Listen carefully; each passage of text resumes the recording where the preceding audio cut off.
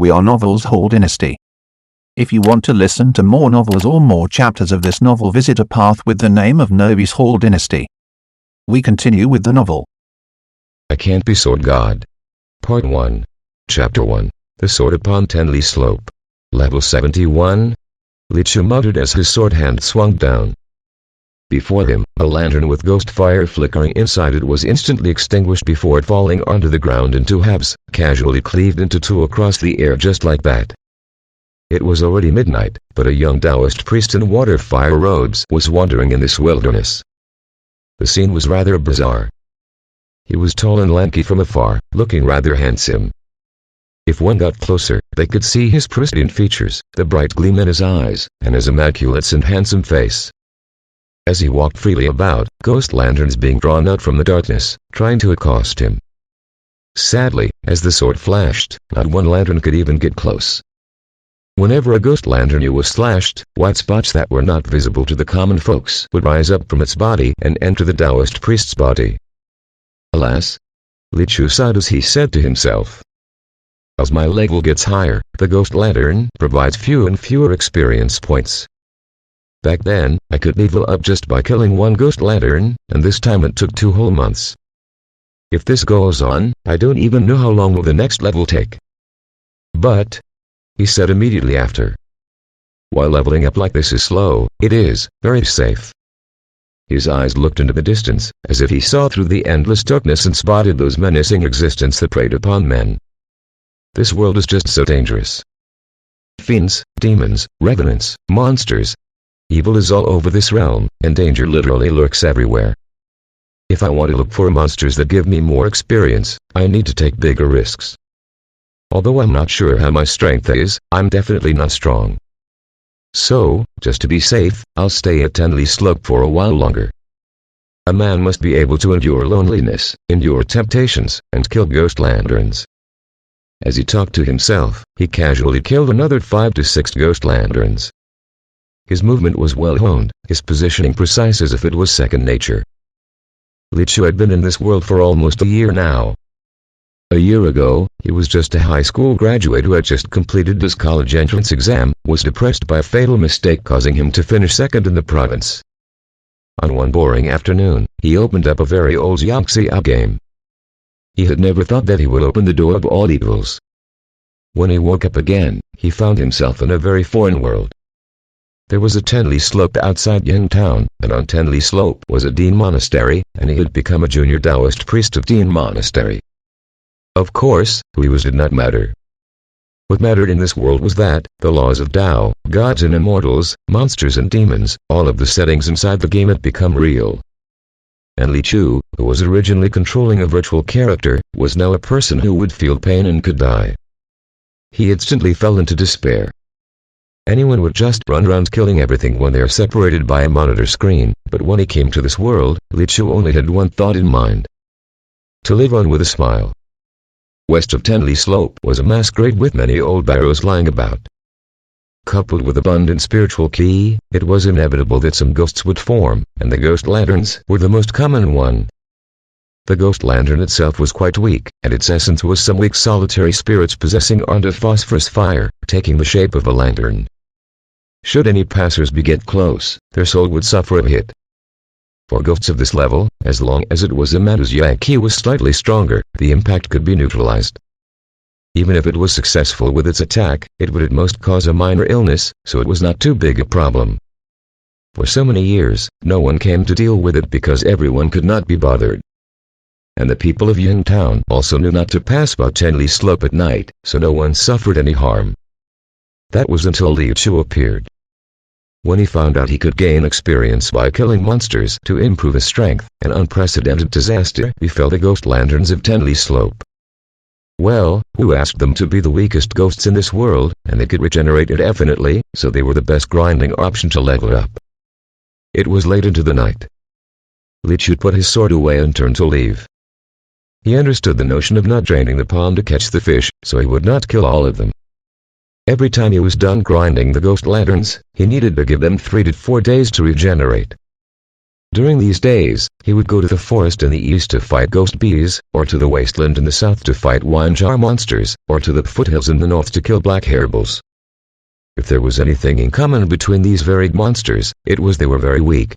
In this dangerous world, the weak and helpless Li Chu relied on these even weaker monsters to grow stronger bit by bit. Accompanied by the moonlight, with his robes fluttering with the mountain wind, the sword-carrying Taoist priest strode forward, and soon an old Taoist monastery came into view. There were mottled traces of time on the monastery's outer walls. Half of the walls were covered with creeping ivy. The gold paint on the plaque above had long fallen off, leaving on the empty engravings of Dean Monastery. Li Chu pushed the door open, and the spacious front yard laid with green bricks appeared before him. At the center of the yard was a large copper-forged vessel, and inside it was 3 snip thousand-year jaw sticks. Across the yard was the hull of the 3 Pure Ones. Inside the hull was the statue of 3 Pure Ones. Li Chu casually nodded to the shrine as a form of greeting before walking past it. As a soul of a modern person, even when he had come to this world of gods and monsters, he was not able to muster up much respect for the gods. Li Chu's thought process was very simple. If you can realize my wish, then I will believe you. If not, sorry, let's go our separate ways. As soon as he arrived here on the first day, he had made a wish to go home, but obviously, that did not happen. The backyard was much, much smaller, and also messier. With a yellow earthen floor, with an old leafy eucalyptus tree by the side. Under the tree was a stone-covered well, and by it were stone tables and stone stools. Even during the heat of summer, the area around the well was always cooling, as if one was sitting by the side of an open fridge. There were 3 rooms in the courtyard. One was Yukian's, one was Li Chu's, and one was the kitchen, also considered Li Chu's. Li Chu tiptoed into the courtyard and quietly returned to his room for fear of disturbing his master. His master, the abbot of Dean Monastery, Yukian, was a true man of Tao, at least in his own words. Chief Taoist Yu claimed to have walked the realms during his younger days, fighting off monsters and protecting the Tao, killing too many in the process, so now he had come to this small Taoist monastery to seclude himself and swore to never kill again. When he was in the mood, he would often regale Li Chu with some stories of his youth, like killing a demon chieftain while drinking and reciting poetry, riding the waves of the eastern sea and killing dragons, opening heaven's gate under the colored moon. The grand stories that sounded more and more came one after another, and it was breathtaking. So much so that the greatest drive for Li Chu to train and kill monsters every day was to be as strong as his master. After simply washing up, he ended his tiring day as he took off his clothes and went to bed. In the age of no phones and internet, his sleep was instead much sounder. Thinking of his weak self and how he was one step closer to his powerful master, a smile could not help but appear on Li Chu's face. Chapter 2. The quiet days of Dean Monastery. Early next morning, great dawn came. Li Chu's spirit was getting more and more vigorous recently, and even just 4 hours of sleep was enough for him. As he got out of the door, he saw his master sitting on a stone bench in the courtyard in a trance. Yukian was 50-odd years old, but he did not look old at all. He was neatly dressed in a commoner's garb, with his long hair trailing down from both sides. As he sat under the tree, he naturally exuded an extraordinary aura. At this moment, a light breeze blew, sending the leaves rustling above his head. His demeanor as a dignified master was on full display. Seeing Li Chu stepping out, he took a glance and said, "Not bad, my disciple. Your cultivation has improved again." Li Chu was secretly amazed. As expected, his leveling up could not escape his master's eyes. He nodded. "Just a small progress. Thank you, master, for your praise. Your current cultivation is close to catching up to me when I was at your age. Work harder and don't slack off," Yukian said lightly. Hearing that, Li Chu was excited, as he immediately said, "I understand." Yukian nodded slightly, showing a gratified smile. Earlier on, Yukian had said that his own techniques could only be cultivated by a person of heavenly spiritual root, which would only exist once every 100 years, so he could not pass it on to Li Chu. That had greatly disappointed him. Thankfully, he had discovered later that he could level up by killing monsters. That set off his path of cultivation. He dared not think that he could ever catch up to Yukian, and today's high praise came as a total surprise. After making a simple breakfast, and the master and disciple had eaten, Li Chu changed into a Taoist robe and came to the hall. After all, he was still a Taoist priest, and his main profession during the day was to sit on a cushion inside the hall of the Three Pure Ones, waiting for pilgrims and devotees to come. Yukan had no need to wait here. First was due to his status as the adept, and secondly, because there were so few pilgrims to Dean Monastery, it was common to not see a single soul for a good part of the day. Even if there were any visitors, they were mostly the poor folks from nearby villages, who could not give much in terms of incense offerings. So, there was no need for him to personally see to them. Only when those few well-known offering givers were to come would Li Chu run to the bat to invite his master out. Often Yukan would use his mellow voice to deliver a religious talk eloquently.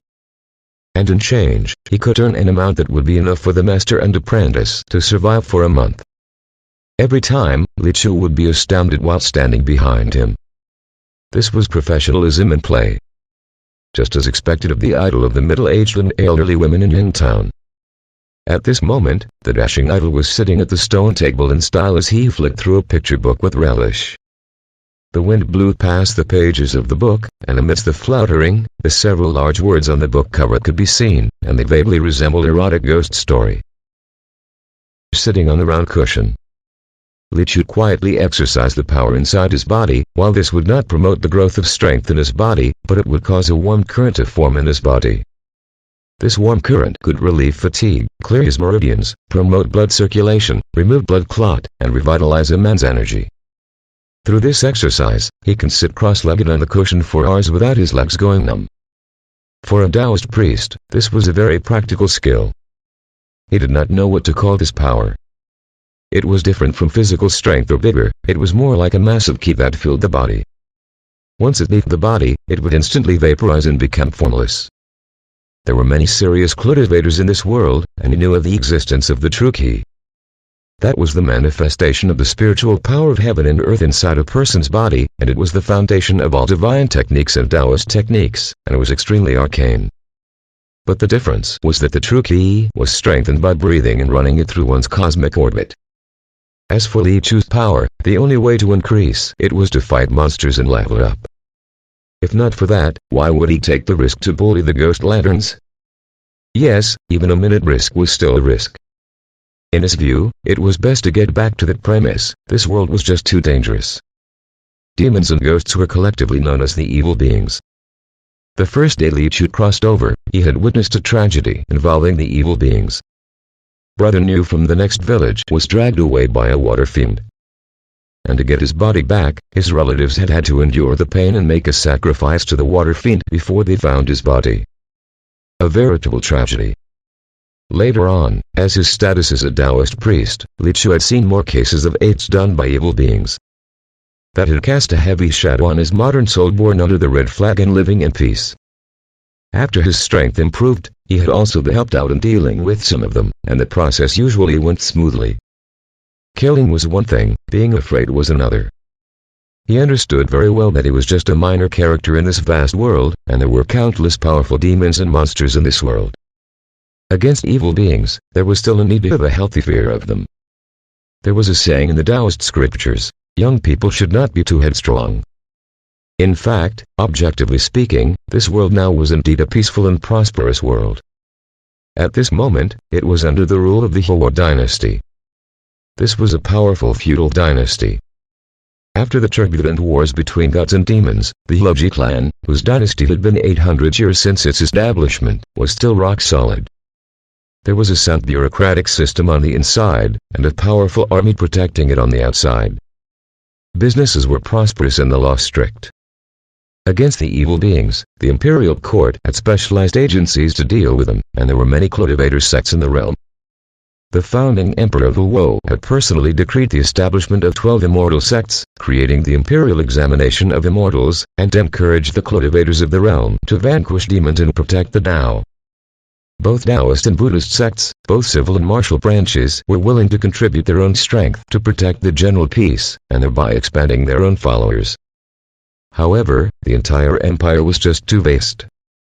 And even if there were many cultivators, should you run into an evil being, there was no guarantee that anyone could rescue you in time. They could at best only try to avenge you. Yingtown was under the jurisdiction of Hangzhou City, Jianan. and Tenley Slope, as its name suggested, was located 10 li outside Yin Town. If one were to subdivide it further, it might very well belong to a certain village.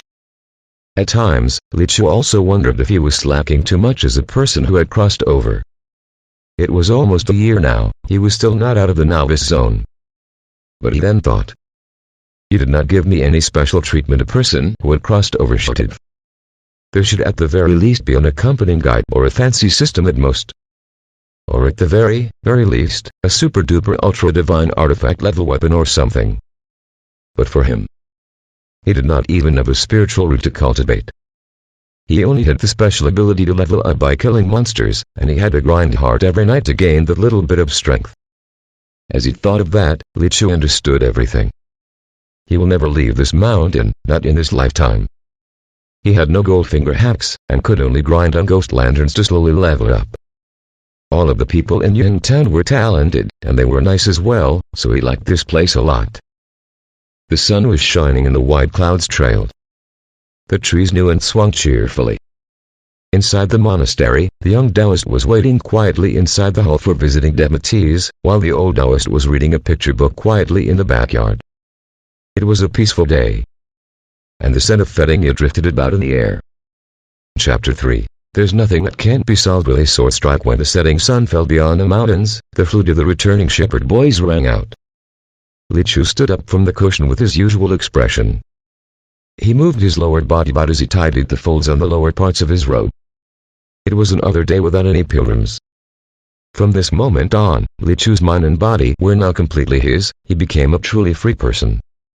In layman's terms, he was off work, even though he had done nothing for the day.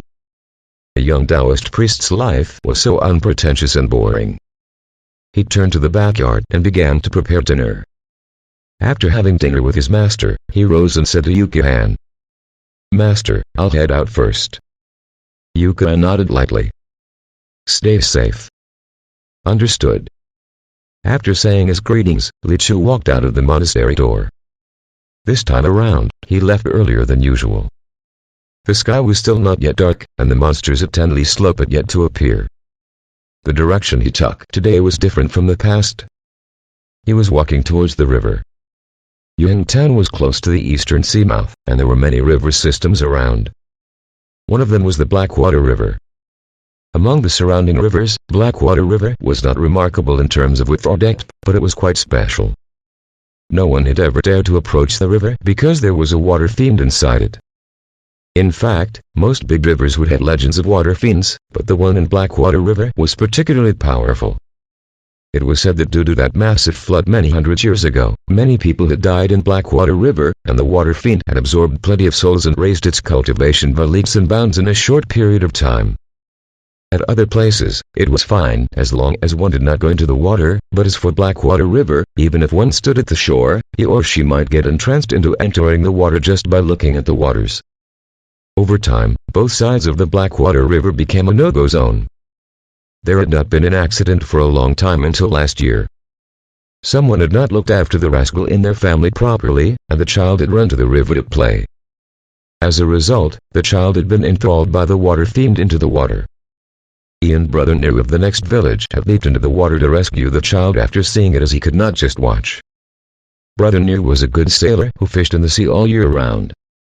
Even when his hands and legs were bound, he could still swim faster than a fish. However, when he had pushed the child out of the water, he himself did not emerge from it. Moreover, after his death, Brother Near's corpse had been as heavy as lead, sinking into the bottom of the river, unable to rise, so no one dared to retrieve his body.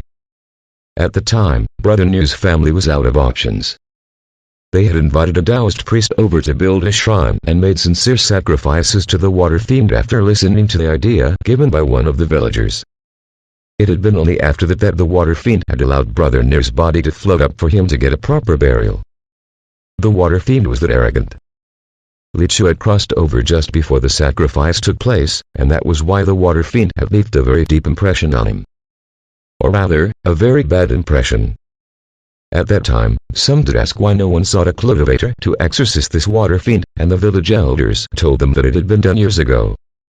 However, the water fiend had already taken root here and its cultivation was high. Normal cultivators coming here were just signing their death warrant, and the slightly higher level ones could not do anything to it either. It was because it had almost fully integrated with Blackwater River, and could go around freely inside the river without any trails or forms. How to eliminate it? Unless the cultivator they hired was someone very powerful, but a person of that evil was not someone a small village could seek out. They could only wait for dozens of years, and perhaps once it had become Blackwater River God, there would be no need for it to harm anyone else. But Li Chu did not think that was reasonable. Brother Niu had been undoubtedly a good man, and the water fiend was undoubtedly a vile creature. Then why did the evil fiend have the chance of godhood while a good man's body had been held hostage even after his death? That incident had made him feel a little angry. Master set everyone at their destiny, but he felt that the destiny of the good man should not have been like that. Nor the destiny of an evil ghost be like that either. So, he had always kept this matter in his mind, including his fury. After reaching level 71 last night, the first thing he wanted to do was to come here. The riverside was lined with flowers and willows and lush grasses. The bush warblers were flying around in the air. At sunset, it was a very beautiful place. Li Chu strolled along the scenic spot, and it got even more picturesque. As he walked, he felt the cool wind blowing from the river, and the water rippled. He turned around to look at the river. But what he saw was not his handsome face, but instead, the water reflected a big blue face with fangs, looking menacing, terrifying and hideous. Li Chu smiled. I finally got you. Before he smiled, the water fiend in the water smiled first. It was an avaricious sneer. A man and a ghost were smiling at each other. And immediately after, the scenery in Li Chu's eyes changed. The water was no longer the fiend's face, but instead a sea of gold that could be touched, as if someone could take those valuable treasures just by bending into the water. He did not move. Light and shadows flickered, and a dragon chair appeared underwater, and by the chair was a large jade seal. A voice spoke to his ear, telling him to sit on it so the entire world would be his once he did that. He still did not move. The scenery changed again, and this time it was a group of stunning beauties. They were pretty and young but refused to wear their clothes properly. One revealed her cleavage, another her legs, as the more precarious parts were ever looming, as if by just stretching one's hand out, one could take their clothes off. Li Chu finally moved. He drew the iron sword out of his back and slashed forward. Dus, the sword ripped through the air. And immediately after, the flowing river water stopped. Bam! The river's current flowed in reverse. Suddenly, the slow-flowing river was split open in the middle, and in a flash, 2 several-meter-high walls of water appeared. And they were growing at a speed visible to the eye. At the location he swung his blade at, a vacuum zone nearly 10 feet wide was formed. It instantly exposed the dry and messy riverbed. Many of the hapless fishes suddenly appeared in the air, and their eyes were wide open. There were abject confusion and innocence in their eyes. On the riverbed, a blue shadow was exposed. It was the water fiend's true form. After so many years, it had long shed its human form, but its eyes were still recognizable. The emotions in its eyes were no different than that of a fish's. But the water fiend's intelligence was far stronger than a fish. Aside from whitening its eyes, a series of rapid mental abilities took place in its mind. The hell is that? God! The water fiend looked at the handsome sword-wielding young man with a stunned look. Did he block off the water? No. He cut the entire river off. He has used this method to force me out of the river. This kid is here for me. Aren't you going to talk? Why? Wait. Danger. That's right, Li Chu was coming after it, and this thought only occurred to it after an entire meal's time. Since you can move around freely in the water without any trace, then I shall cut you off the river. What's a water fiend without water? A fiend? No. A dead fiend. Li Chu gently lifted his hand as the second sword strike fell. Dus, the blue shadow instantly shattered along with its 100-year-long cultivation and dream of becoming a river god. It was then washed away by the crashing river water. The last thoughts of its fiendish life were only one word. Cheater. Li Chu sheathed his sword with indifference. Cutting the river with one strike. Cutting the fiend with another. There was nothing in this world that cannot be resolved with a single sword strike. If there was, 2 sword strikes then. In a flash, the fish in the air all returned to the bottom of the river, and this short time was not enough for them to recover from the confusion, whether they were birds or fish. However, it did not matter. They would forget this harrowing encounter 7 seconds later. When a powerful white light entered Li Chu's body, he took in a long breath. As expected of a 100-year-old water fiend, the experience points given were quite sizable. However, the reward was equal to the risk, and this was the first time he had encountered such a dangerous situation. If the water fiend's illusionary techniques were 1,000 times stronger, he would have really been bewitched. As he thought of that, Li Chu could not help but to feel fear. Chapter 4. Master will back you up. Young Taoist Li, you're taking a walk. Yeah? Young Taoist Li, have you taken dinner? Let's go for a meal. I've already eaten, thank you. On the way back, some of the villagers who had taken their dinner greeted him warmly.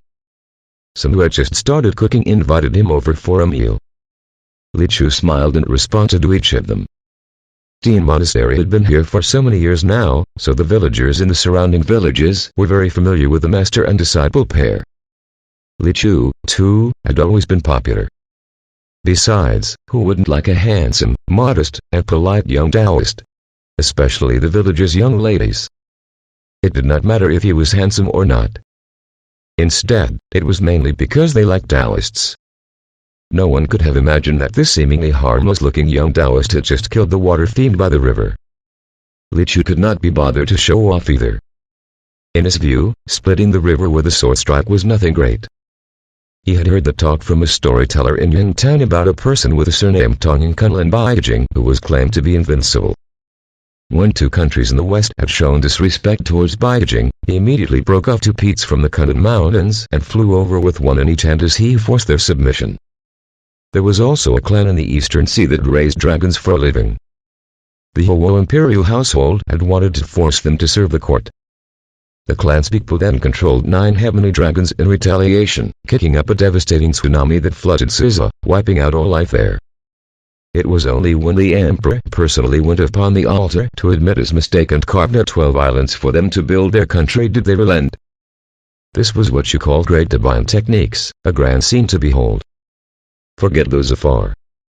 He already had a great one and his master close by, how could he dare to be prideful? After that, it was another round of monster grinding that needed not be elaborated. Late in the night, Li Chu had a strange dream. In his dream, he once again came to the bank of Blackwater River and saw a golden-scaled carp with 6 white whiskers poking its head out of the river. Its form then flickered and suddenly transformed into a white-bearded old man. The old man bowed at him. This old one is of the Kara clan in Blackwater River. Water fiend had occupied our home and caused troubles all these years, yet we were powerless to drive it away, so we dared not speak out. Today, you have slain that water fiend and thus fulfilled the long-held wish of our clan, so this old one specially came here to thank you. Li Chu said, there is no need to thank me, it is my duty as a cultivator to defeat evil and protect the Tao. Heh. The old man laughed. With you adhering to the right path so fervently, I'm sure your luck will be abundant in your life long. As he said that, he turned around, transformed into a stream of light again, and entered the water, kicking off a big wave. Li Chu suddenly woke up and realized it was now dawn. And he purposely came into my dream to thank me? Why? It is just an insignificant act, not like I care anyway. Li Chu muttered this to himself, but the corners of his mouth rose subconsciously. The Ki had psychic abilities and were one of the rare intelligent aquatic races. It was said that they could help people turn around their luck, which was why so many wealthy families often raised Ki's fish for feng shui. By getting its blessing, perhaps he might really get lucky. After breakfast, he came to the front hall and repeated the same routine. What was different today, however, there were soon sounds of footsteps outside. They sounded hasty, and Li Chu immediately sat upright and wore a serious look.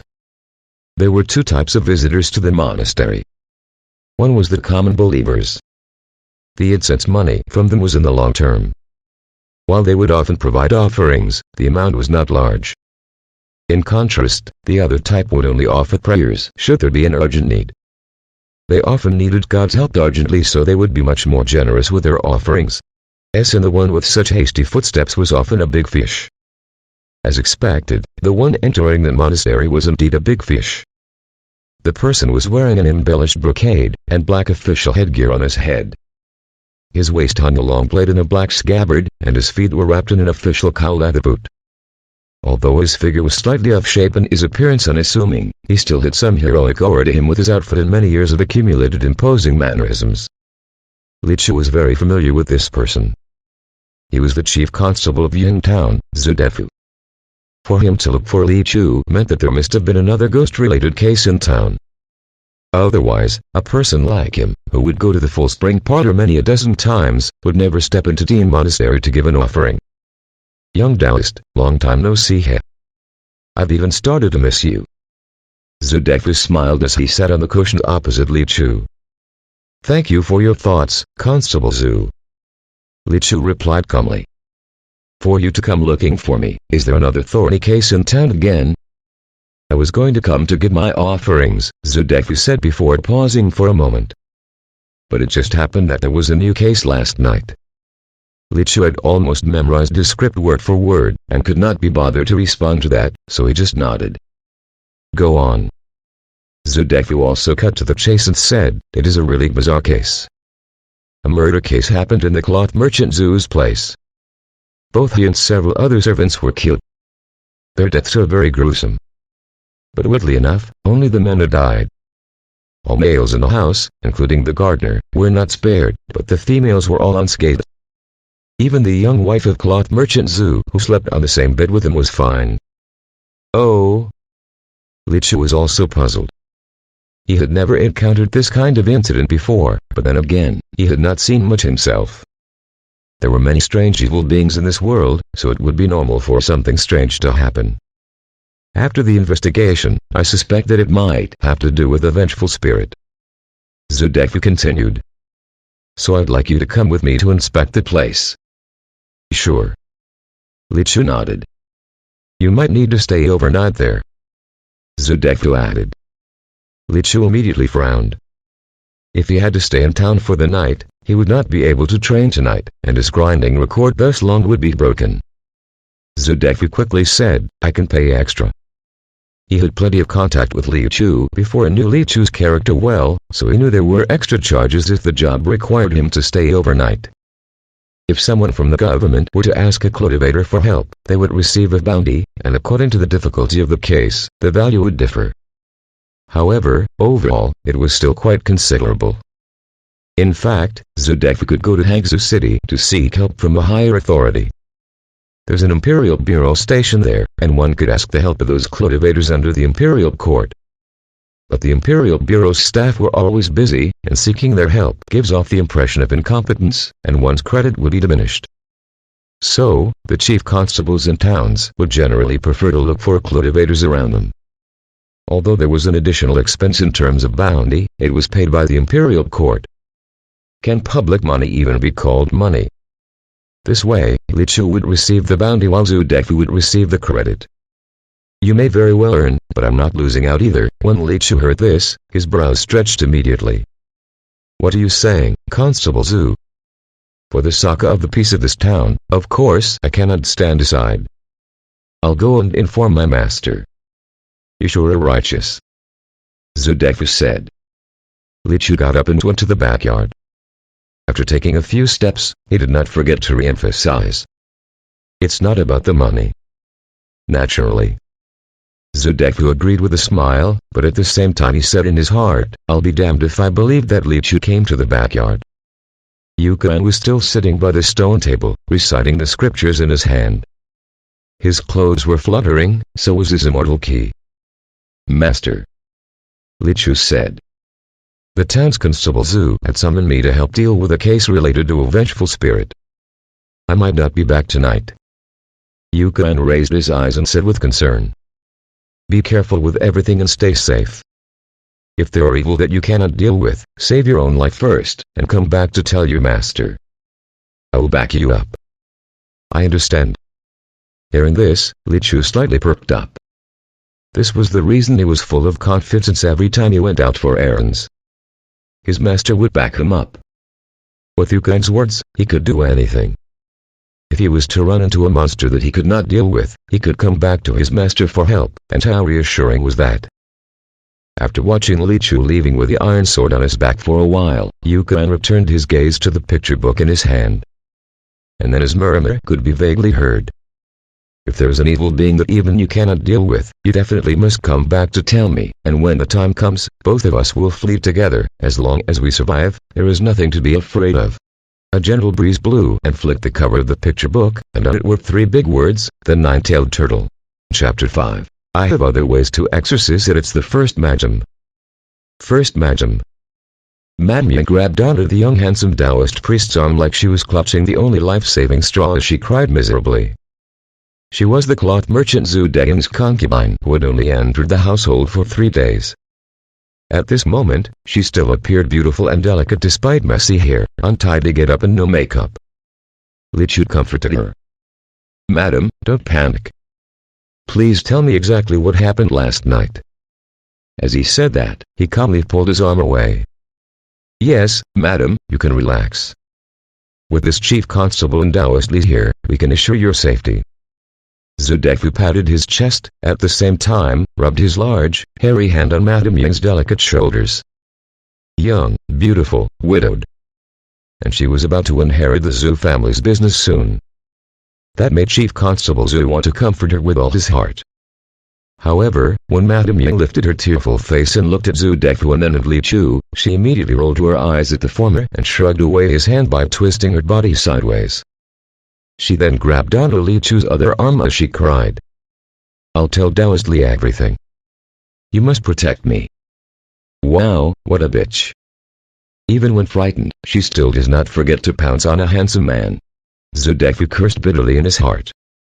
But of course, it was a rage with nowhere to vent. It was the first magim. I saw her clearly last night. Madame Ying said start-stoppingly.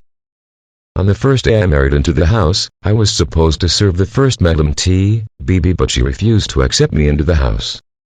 Mildred told me to ignore her and then chased her off to the side residence. Who knows, the next day, just yesterday morning, someone shouted something happened to the first magim. When I asked Mildred what happened, he said there was an accident, and she died. BB, but I heard someone else say that she had killed herself. I was very scared then. The moment I married into this household, I knew I was the concubine and never thought of fighting with her for Mildred's affection. What if she becomes a vengeful ghost and seeks revenge from me?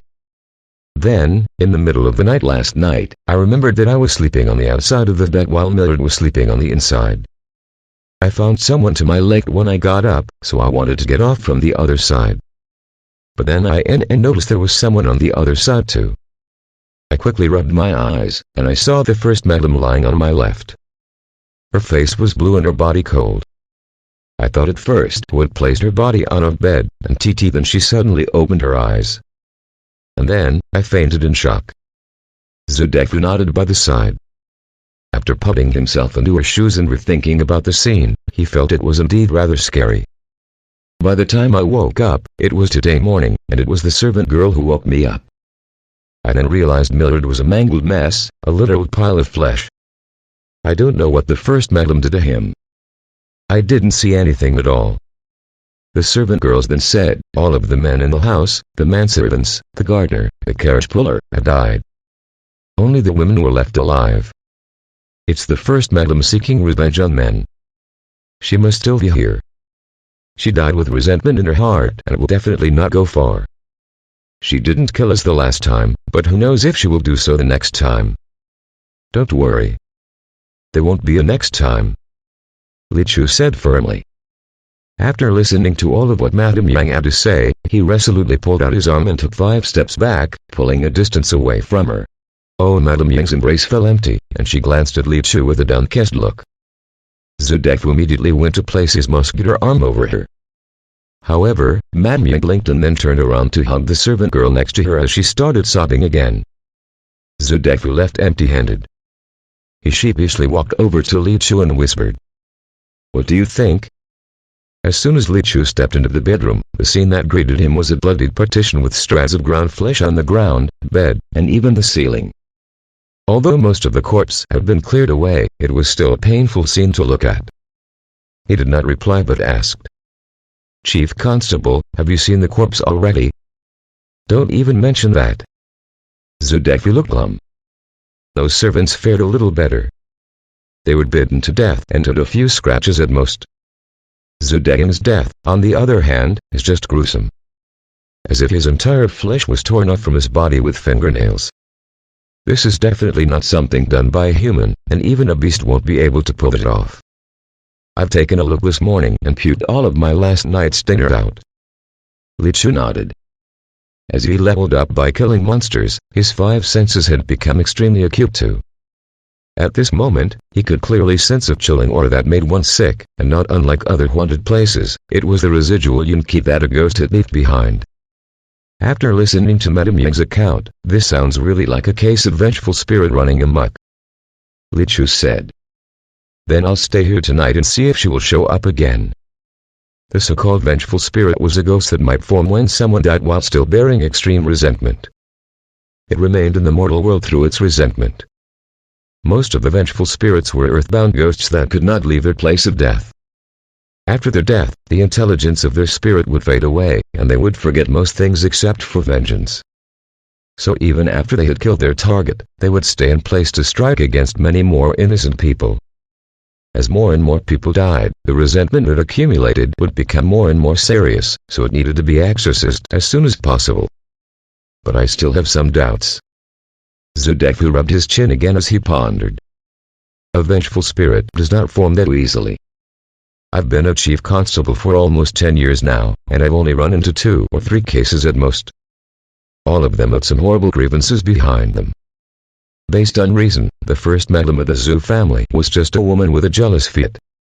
Even if she was snubbed, her death was not necessary. And if she had committed suicide and was not killed by someone else, how can she so easily become a vengeful spirit? His suspicions made sense, and if vengeful spirits could form that easily, any petty prick would be able to hurt someone else after death. You're saying that Zhu Degan may have killed his own wife? Li Chu asked. I don't know, but it doesn't matter anyway. Zudeku shrugged. Since Zhu Degan is now also dead, let the husband and wife settle their score in the underworld. As he said that, the 2 walked out of the Zhu family bedroom. In the courtyard, with the midday sun shining bright, most of the gloom in the house seemed to have been dispelled, and Madame Yang's spirits too had slightly stabilized. Seeing the 2 come out, she looked at Li Chu tearfully with her swollen peachy eyes. Master Taoist, you must help me do a proper exorcism rite. If you need an altar, candles and incense paper or whatever, you can let me know. I will prepare the best of everything for you. But, Li Chu hesitated and said truthfully. I don't know how to perform exorcism rites. Madame Yang was stunned. A Taoist that doesn't know how to perform exorcism rites? Didn't Chief Constable Zhu put you here to exorcise the first madam?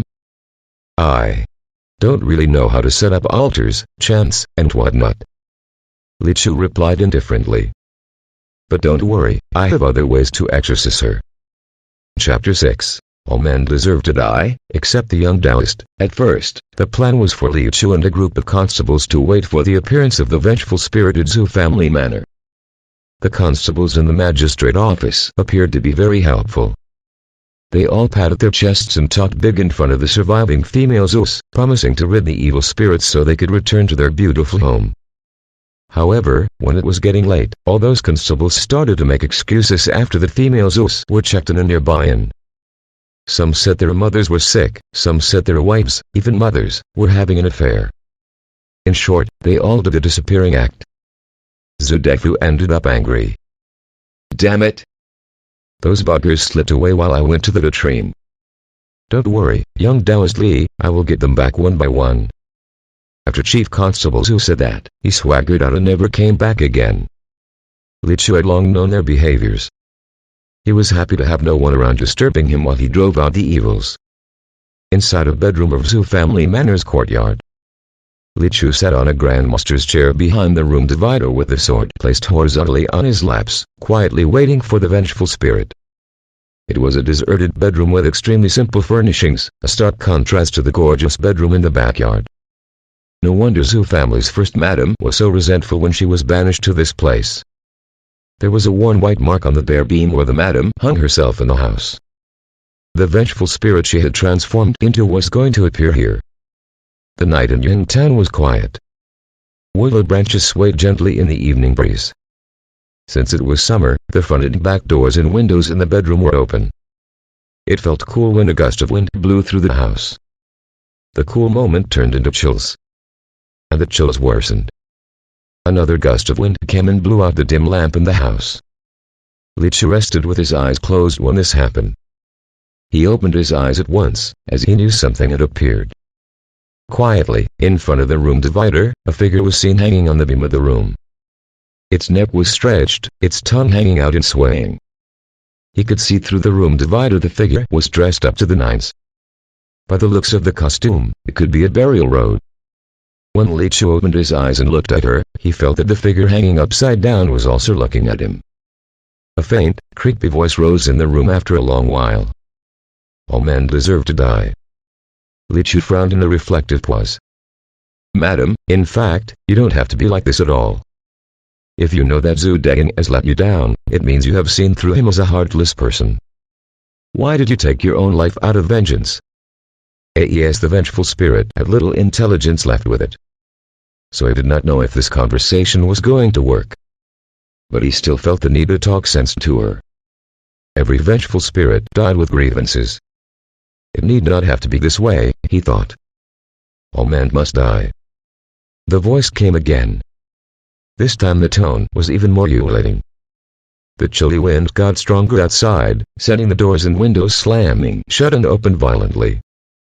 I know you have a lot of grievances, but you can't solve hatred by harming yourself. It will not end up well for you, even though you have killed Zhu Deng. What is the point? All men must die. That voice was unrelenting. The entire room became biting cold, and even mist had condensed into frost as she yelled these words the third time. Li Chu started to have hallucinations. There was a faint joy sound of wedding rising outside, but a woman with a broken heart in the room, hanging herself to her death in the darkness. It felt icy cold in the heat of the midsummer. Even if you want to retaliate as a vengeful spirit, you shouldn't shift your anger on all men. Li Chu did not give a damn as he continued. There should only be the good against the evil, even if there is a need for conflict in this world. You should not have pitted men against women.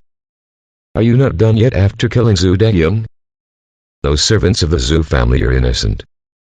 Li Chu finished what he wanted to say at last. The figure hanging on the beam of the room started to sway, as if it was about to break free from the shackles of the long rope around its neck at any time. A shrill somehow sounded from its throat. All men must die. There was nothing Li Chu could do about it. He sighed upon hearing the same sentence. It did not work to reason with a vengeful spirit. People are basically repeaters. So do vengeful spirits. The long rope snapped at once and the hanging figure plunged. Instead of falling on its head, the figure landed on its legs and stood firmly in place. The next second, it came through the room divider. Li Chu could now see the true face of the first madam. She was wearing a thick white burial robe, her face in terrifying pale. She could no longer be recognized by her facial features before her death. The most striking thing about her was her dangling red tongue. She came in front of Li Chu, opened her arms and lunged forward, nails suddenly extending out of her fingers.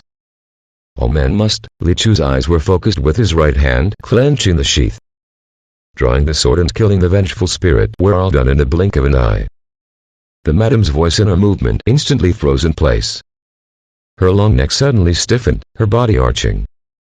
Instead of pouncing at him, the woman staggered 2 steps backward. Because her hands were held high in an attack posture, they now looked as if a gesture of surrender. Man, man! A whimper came from her throat. What a handsome man! It mystified Li Chu. What was going on with this sudden compliment? He had been getting this type of flattery many times a day, but having it under such circumstance was a novel experience. Men are. The scarlet bloodshot eyes of the woman faded, as if she was having a painful internal struggle. Instead of taking this opportunity to make his move, Li Chu allowed her to wrestle with herself and her mind. Her body shook stiffly for a long while before the deep black in her eyes got the upper hand. The chilly wind around him halted. Had Zhu Deyan been so handsome, I might not have hated him. Her voice softened, no longer yelled.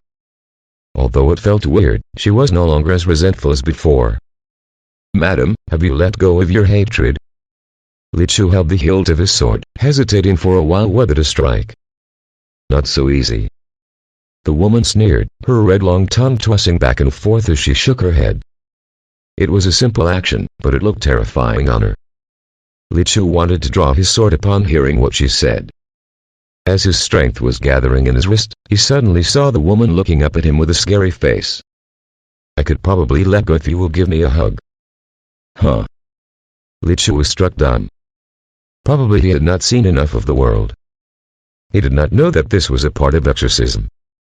"I have never hugged such a handsome man in my life," the woman said again. Her tone of voice seemed to show that she was blushing. Li Chu was taken aback, staring at the woman's face, which was anything but pleasing. Besides, letting a vengeful spirit come closer was a dangerous thing to do. But if this helped resolve her grievances... Li Chu loosened his grip on the sheath, his face expressionless as he opened his arms.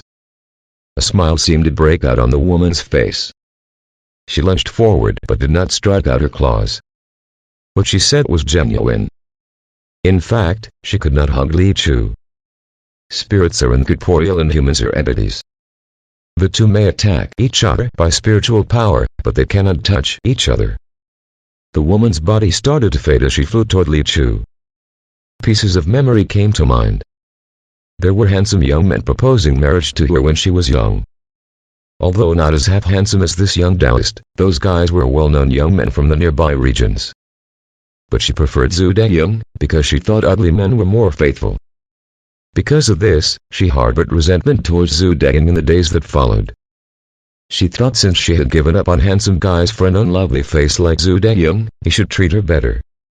Such a mentality could break the most loving couples. The taking of a concubine by Zhu Deyan was the last straw that broke the camel's back.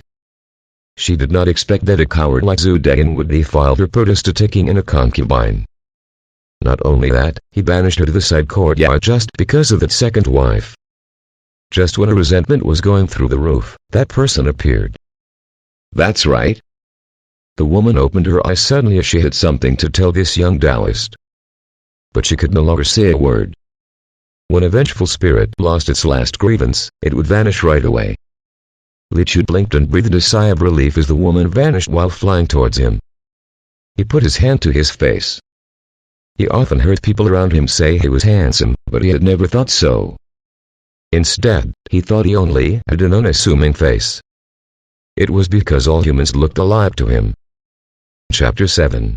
Blame it on your bad luck. Grin. People often joke that an ugly person could ward off evil spirits. But in actuality, ghosts were not afraid of ugly folks. No matter how ugly one was, could they actually beat a ghost in that respect?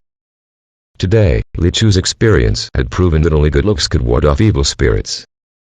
After dealing with a vengeful spirit, he did not linger in the empty Zhu family manor and instead walked out by himself. Just as he got out of the main gate into the streets, a voice called out to him from the opposite side of the street. Zhu Defu led a group of constables out of the opposite alley as he hurriedly called out. "Taoist Li, where are you going?" Li Chu did not answer but instead looked at them strangely. After pondering for a moment, he could guess that this group of public officers did not slip away at all, but they were all too afraid to come in, so they had been watching from the alley as a group. Now that he had come out, they might have thought he was going to slip away too. As he approached them, Zhu Defu felt his skin tingling from Li Chu's gaze as he snickered and laughed. "I have just found all of my brothers and I was just about to come back and back you up. We can start now." Li Chu shook his head. "It's done." Huh? All of the constables were gobsmacked. Zhu Defu was also surprised. "Taoist Li, why you HHFF first Madam DD done SS so soon?" "Yeah, it went rather smoothly," Li Chu said lightly. Looking at the faces of the constables, he decided to just leave out the details of the exorcism to not make them sad. "Or are you heading to them?" Zhu Defu knew Li Chu would not lie, and he was immediately relieved as a smile appeared on his face. Li Chu said, "It is still early, so I am going back to Tenley Slope first." As night had only just fallen, if he went back to kill monsters now, he would not lose out on his daily progress, and that made him feel very satisfied. After a pause, he said, "But for me to exorcise the vengeful spirit earlier than expected, the bounty should still be the same as we have negotiated earlier." Relax, no problem with the bounty.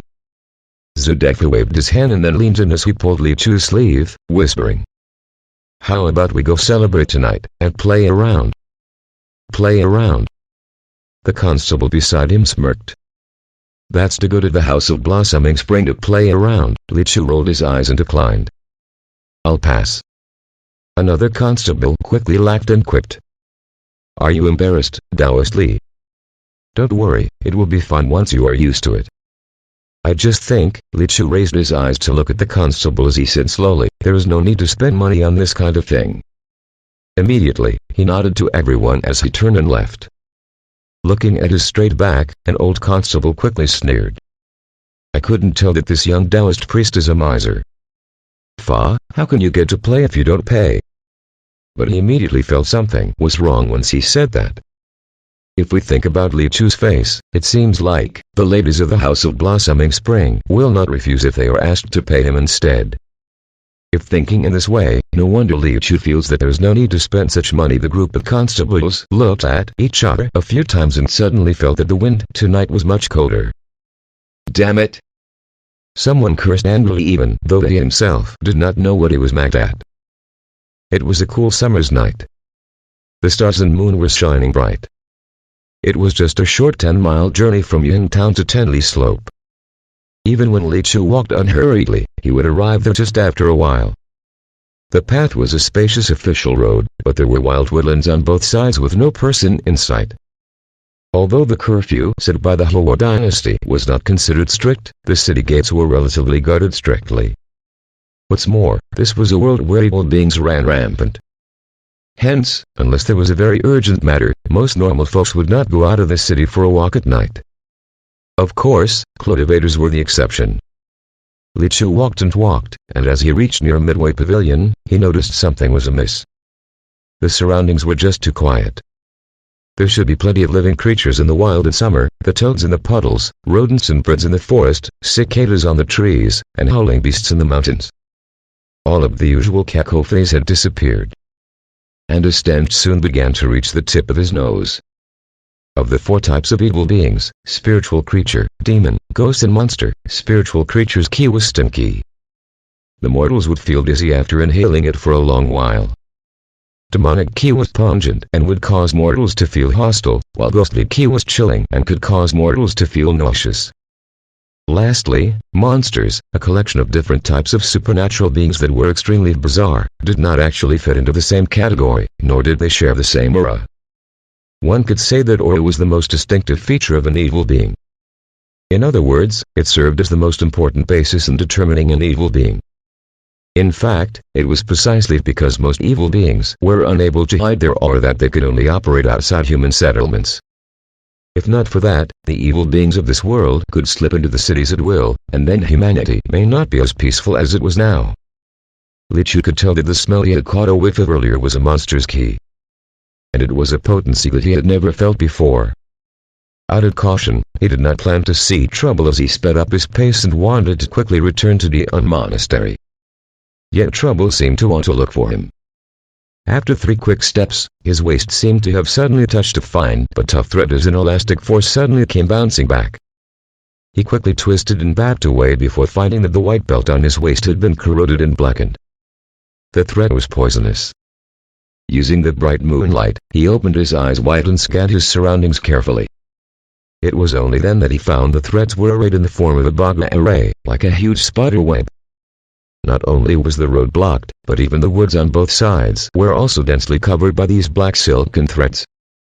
Several dead animals were lying on the grass in the forest, seemingly killed by the poison after coming into contact with it. It was all over the place, so much so that even birds cannot escape. What was he doing? Hunting? This was the first time Li Chu encountered something like this. He took 2 steps back carefully as he tried to find another pathway. At this moment, a black figure darted out from the Midway Pavilion on the side of the road. Hearing the movement, Li Chu immediately looked over. he saw a bald man in black with tied-up sleeves and leggings appearing. Li Chu did not know why the person was wearing nightclothes because that was not really meaningful. It was because its bald head was just so conspicuous at night. With the moonlight shining over, the reflection formed was like a halo over his body. If Li Kai had worshipped the Buddha, he would have knelt in reverence by now. And it was also because his bald head was too bright and surroundings too dark that his facial features were difficult to discern. Also, it was because of his bald head that Li Chu only realized at the second glance that the most terrifying part of his body was not his head but his arms. He had 8 whole arms. Each of them looked very strong and powerful with bulging muscles. The moment he appeared, the monster ki around him became more intense and even created ripples. It was obvious that he was the source of the aura. Li Chu stared at the man without saying a word. He had not run into many monsters before, so he did not know what to say without knowing the origin of his opponent. The 8-armed man also looked at Li Chu. He is young, and without any true ki fluctuations around him, seems to be just an ordinary Taoist priest, so he let out a bizarre cackle. Just when Li Chu did not understand what he was laughing at, the latter struck. When the 8-armed man quickly raised one of his right hands, a black gap ripped open at the center of his palm. With a blast, a black beam shot out of it and was almost invisible at night. If it weren't for Li Chu's excellent eyesight, he could barely see this black light. He quickly moved sideways and barely avoided the black light. There was a strange hissing noise on the ground, and only then Li Chu realized the black light was a spray of venom. The moment it landed on the road, it instantly corroded and perforated the ground. If the venom landed on a person, their body would be a goner. Li Chu frowned as he looked at the latter. I have no beef with you, why did you suddenly try to kill me? Hell. The 8-armed man grinned menacingly. Who asked you to appear here tonight? Blame it all on your bad luck. The 8-armed man looked up, and it was only then that Li Chu clearly saw the man had 2 rows of eyes on his face. Terrifying. He opened all 8 of his arms wide as he stood under the moon, looking extremely menacing, much like a demon. Chapter 8. Who was being unlucky again? The 8-armed man died peacefully. The moment he showed his grinning face with his 8 eyes to Li Chu was really taken aback by the sight of it. It's a blessing for a gnat like you to die by my 1000-spotted demon venom. Your soul will become part of my venom, and be part of my continuous slaughter. However, be very afraid while you are still alive. The more afraid you are, the purer the refined soul venom will be. The 8-armed man spat cruelly. With his menacing face, terrifying voice and chilling words, anyone with a slightly weaker mind would have been frightened to the point of their legs giving way. Perhaps he just wanted to inspire fear in his prey. And his wish did come true. The more Li Chu listened on, the more he felt that this monster's strength was not weak. If he allowed the latter to launch another attack, he would be hard-pressed to defend against it. With this fear in mind, Li Chu decided to strike first. Shrrrrng. He unsheathed the sword and drew the blade in one motion. The next moment, the 8-armed man had yet to finish his sentence suddenly saw the most splendid scene he had ever seen in his life. One of the few poems that he had heard before suddenly popped out in his mind. One sword light, how many states were there again? It's like a dragon descending from the heavens, like a stallion roaming the skies. Is there such a mighty sword ki in the mortal realms?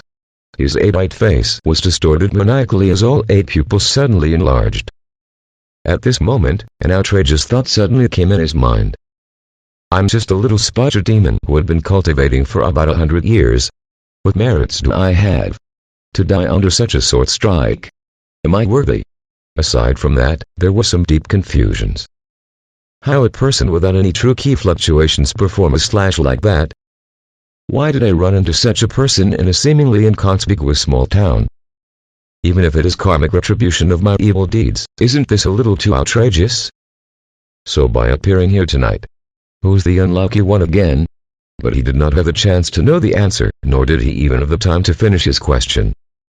Of all of the words in his mind, only 3 words managed to form out of his mouth. It's a misunderstanding. It was indeed a misunderstanding. He had thought this quarry was a mortal that he could kill easily. If he knew the person was of such caliber, only a fool would jump out to die. As if the rolling thunder sweeping through the sky and the forest was brightened by a wide light for a brief moment. and that black figure with his 8 flailing arms was instantly swallowed by it. Li Chu blinked. Did someone say it was a misunderstanding earlier? Oh well. I'll just pretend I did not hear anything. Anyway, I heard that he was going to harvest souls to refine his venom, so he was definitely not a good demon. A large blob of experience points converged inside Li Chu, and he was quite satisfied. Although he was delayed for a bit, what he gained from the strike was as good as a few days' worth. But that was just too dangerous. It is better not to encounter such things frequently, although it could increase the spiritual power inside his body by killing monsters and leveling up, which also strengthened his mind. His physical body did not see much improvement.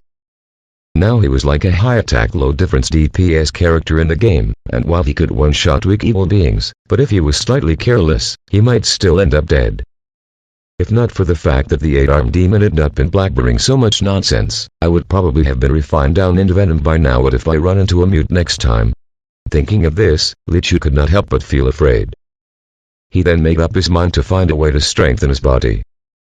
With the death of the 8-armed demon, all of the complex webs it had deployed within 100 square feet radius fell down and became ordinary fragile spider webs. Just as it said, the venom on a spider silk had something to do with souls. With its soul vanquished, the power and the toxicity of the spider silk disappeared as well. Li Chu continued his journey and headed towards Dean Monastery. He planned to put the matter of grinding monsters aside tonight. It was a rather tumultuous night tonight, and he might run into trouble if he were to linger outside. Fortunately, the journey home was peaceful.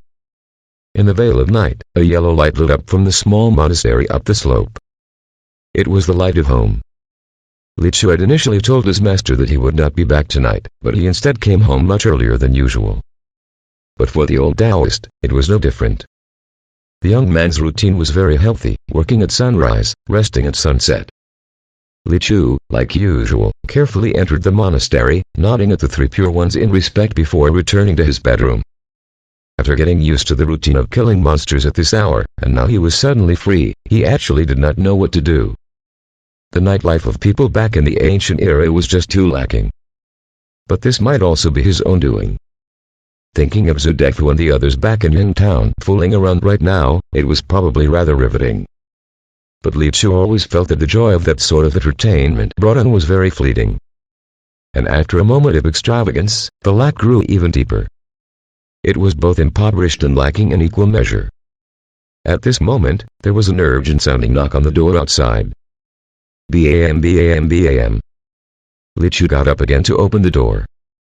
The Taoist monasteries and temples had the function of accommodating passers-by.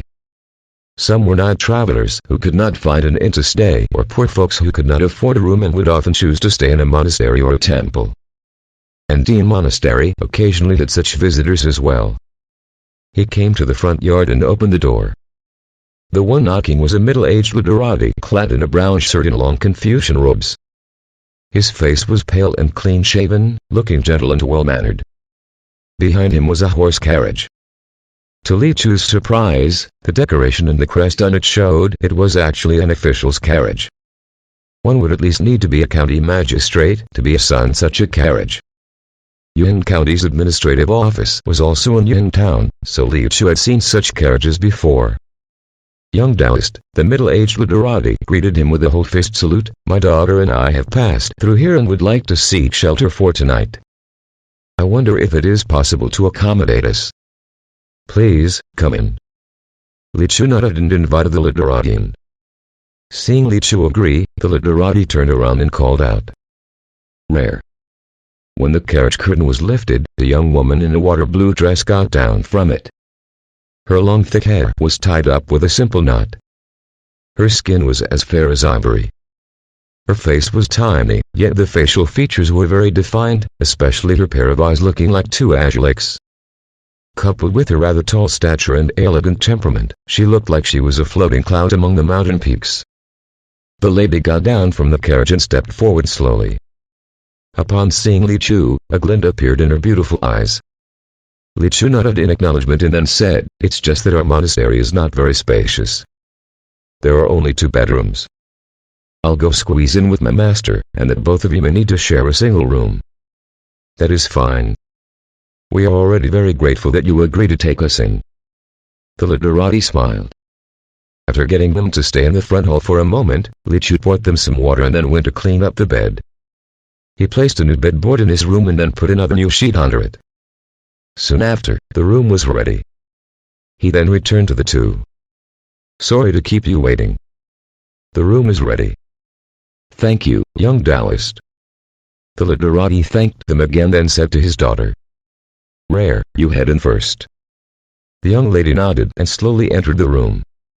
It was only then the middle-aged literati said to Li Chu, "I would also like to ask you to look after my daughter for a while. To only let her leave until afternoon tomorrow." Li Chu was taken aback. By the tone of the literati, he did not intend to stay the night. The middle-aged literati seemed to notice Li Chu's puzzled look and said with a smile, "I won't hide the truth from you, I'm afraid I'll die soon. If I were to stay here, I fear that I might get you people involved in it as well. So yes, I must leave regardless. However, my daughter is innocent, and you don't look like a bad person. That's why I can temporarily entrust her in your care." Hearing his rather calm tone, no one expected him to be talking about a matter of life and death. Li Chu did not know what was going on, so he could only nod to agree. Who knew at this moment, a determined voice suddenly rang out from the courtyard. "I will go with you, Dad." The young lady who had gone into the room came back out again. In fact, when she secretly opened the door and tiptoed her way to the front hall, Li Chu had heard it all. But he did not expect the literati to tell him something so grim, and by the time he wanted to warn the latter, it was already too late. "Rare, you silly child." The middle-aged literati sighed when he saw his daughter return. "I've gotten news earlier they have paid a handsome sum to hire that monster from Blue Wing Lodge to kill me. And that 8-armed Ajara from that Blue Wing Lodge had already let word slip that I will never reach in town alive. He will definitely intercept me on the path ahead, so why needlessly throw your life away with me?" Chapter 9. This is rather awkward, 8-armed Ajara? Li Chu perked up and wanted to ask. Yet, the young lady called Rare did not allow him to interject. She looked at the middle-aged literati and said with a trembling voice, "Father, since you know that there will be demons blocking the way, why do you still want to forge ahead? Can we go elsewhere instead? Didn't you tell me yesterday that the scenery in Jianan was beautiful and you've not seen it for yourself? How about we don't go to Yin Town, but instead take a boat together to see the scenery of other spots? Or we take a boat into the seas beyond. Haven't you always yearned to see the lands of the countries beyond the seas?" The middle-aged literati smiled as he shook his head. Guangsun's is still an officer of the imperial court. Even if I get relegated to this point, where would the imperial court's divinity be if I were to flee due to the intimidation of a mere demon? In contrast, if I were to die while performing my duty, won't it be more proof of that old lang bandit's insolent and tyrannical ways? Even if I cannot bring him down, I can shake His Imperial Highness' trust in him. If things like this are to happen in succession, it will surely take down his Yin clan from their high tower someday. There are countless officials in the imperial court, but I only have one father. The young lady wore a sad look. Can't you let go of those unnecessary conflicts of the imperial court for me? I can't let it go. The imperial court is a quagmire. However, if you want to serve the people sincerely, you will need to enter it and fight with the others. Before I knew it, I was already deep in the mire. The literati looked past the front hall gate and into the skies afar. If your mother was still alive, she would understand my choice. All right. The lady nodded. I would not dare to influence your decision, father, but if you want to meet death, then I must walk that path with you. Rare. The literati clasped her hands tightly. Why are you so foolish? I know you may look weak on the outside, but you're extremely strong on the inside. However, things as it is all due to my decision. You are still young and have not seen and experienced the world yet. You don't have to sacrifice your life for this. While I may be young, but I know what's right. Thanks to you, father, for teaching me to read since young. The young lady looked up and met the literati in his eyes. Perhaps, father, you look down on me and don't think I'm worthy enough to die for a just cause. Her voice was clear and soft, yet every word was ironclad. The literati sighed helplessly. The greatest pride of my life was not when I became the top scholar, or being a high-ranking official, but to have a good daughter like you. I may have countless disciples in Kayag City, but how many are comparable to you? But, I understand your intentions. The young lady suddenly let out a smile. You are also the greatest pride of my life. So, Father, you don't have to say anything else. I have made up my mind. I, Guangsanze, am sure that my service to His Imperial Highness and the people had been worthy, without any regrets. It's only to you and your mother that I will never be able to repay even with several lifetimes. He held his daughter in arms, and the young lady was smiling as the literati was the one tearing up and crying instead. Father. Rare. Seeing that they finally slowed their conversation down, Li Chu found an opening and asked with a live tone. Is the eight-armed Ajara you had mentioned a monkey with 8 arms? The literati lifted his head with a dumbstruck look, and the father and daughter pair looked strangely at the young Taoist. We are having a poignant moment about the deep emotions between his father and daughter, and you suddenly asked us if the eight-armed Ajara had 8 arms. BS, don't you think you have a problem somewhere? But seeing Li Chu's serious appearance, the middle-aged literati hesitated. After wiping away his tears, he answered. Perhaps yes, perhaps no. The Blue Wing Lodge is known to use monsters as assassins, and it won't be surprising if he really had 8 arms. It may also very well just be a title. This was as good as not answering. Li Chu asked again, anything else? I've only heard that he was a bronze-level assassin of the Blue Wing Lodge, and is best at hunting and pursuing his quarry. If his target does not struggle too much, he will make the work quick. But if the target runs, and once he gets his hands on him, he will cruelly torture his prey, and even refine the target's soul, and cause the target to never be able to reincarnate. The literati replied in detail. After Li Chu's interruption, he felt that the atmosphere was awkward and could not even cry even if he wanted to, so he might as well just tell him what he knew. After he said that, he turned around to look at his daughter and recomposed his emotions as he got ready to say more. He then heard Li Chu say, this 8-armed Ajara you're talking about might already be dead. Huh? The literati was dumbstruck once again.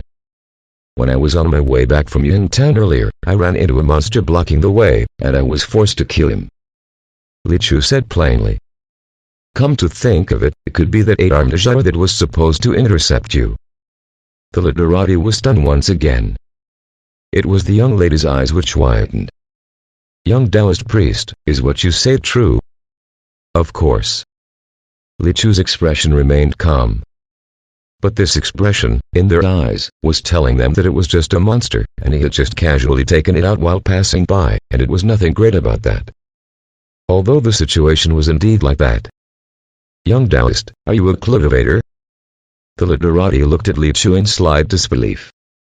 Yes. Li Chu nodded and continued. How about you two rest the night here tonight, and I'll escort you to Yingtown tomorrow morning. There is no need to be afraid that a monster will show up, and if my cultivation is not enough to protect the both of you, my master is here. Li Chu pointed to the bedroom on the other side and said, my master's cultivation is extraordinary. Both father and daughter had their eyes wide open. They totally did not expect that such a small Taoist monastery in the wilderness to have 2 masters hidden in it. Especially for the middle-aged literati, thinking of the drama he had just performed before the young Taoist, he suddenly felt a complicated feeling welling inside him. While the young Taoist had saved his life, he still wanted to say something. Tell us earlier if you have information like this next time, otherwise, it will be just so awkward. Early next morning, Li Chu prepared some extra porridge and side dishes as he called the father and daughter pair to have breakfast. Yukan went out of his room in his usual sage-like demeanor, and the moment he saw the graceful young lady, his eyes lit up, and a gentle smile immediately appeared on his face. At the dinner table, Yukan used his true ability. In just a few words, he managed to dig out both of their origins.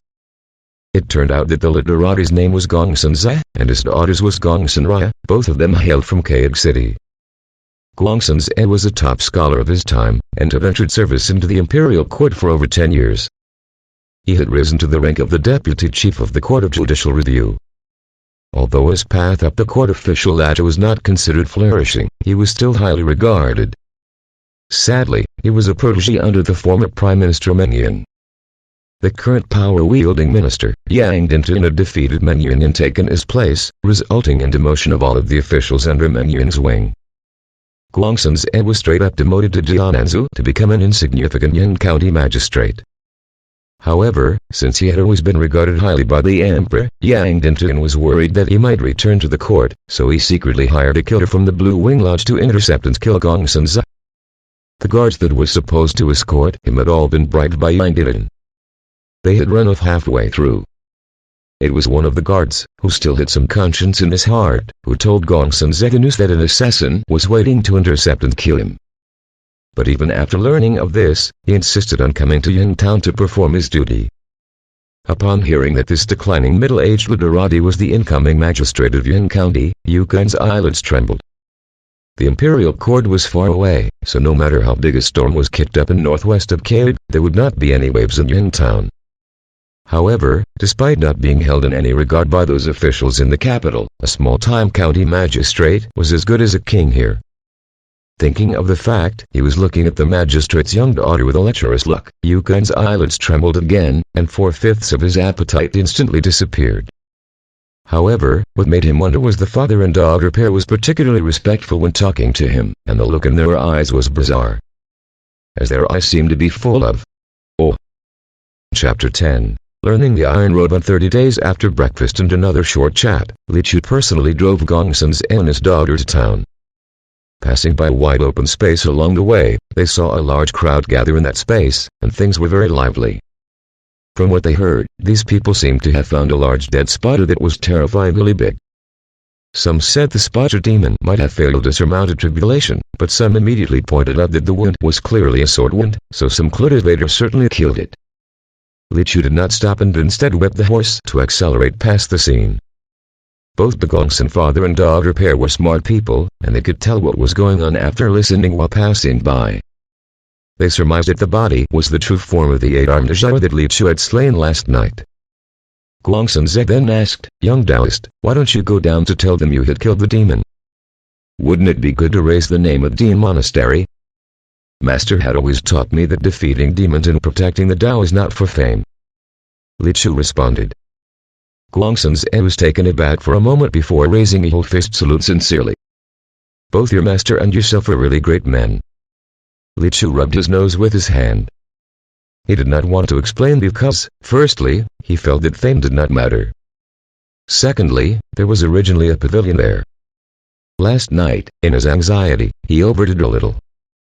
That pavilion was funded and built by the neighboring villages, so the loss would outweigh the gain if they wanted him to pay for the damage. The carriage soon stopped at the gate of the county magistrate office. The three got out of the carriage and said their goodbyes.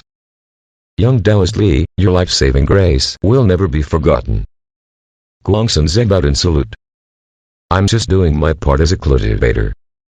Mr. Guangsun, you don't have to mind it," Li Chu said softly. Guangsun Ra looked at Li Chu with her beautiful eyes as she bit her lips and said, "Young Taoist Li, thank you for your help." Only the father and daughter pair knew how much of that Li Chu's so-called nothing to thank him for aid meant in saving them from a life-threatening encounter. Li Chu smiled indifferently and then left. Guangsun Ra stared at his back and did not move for a long time. Her old father turned around, and upon seeing the expression on his daughter's face, he shook his hand in front of her. All right now, he had already left.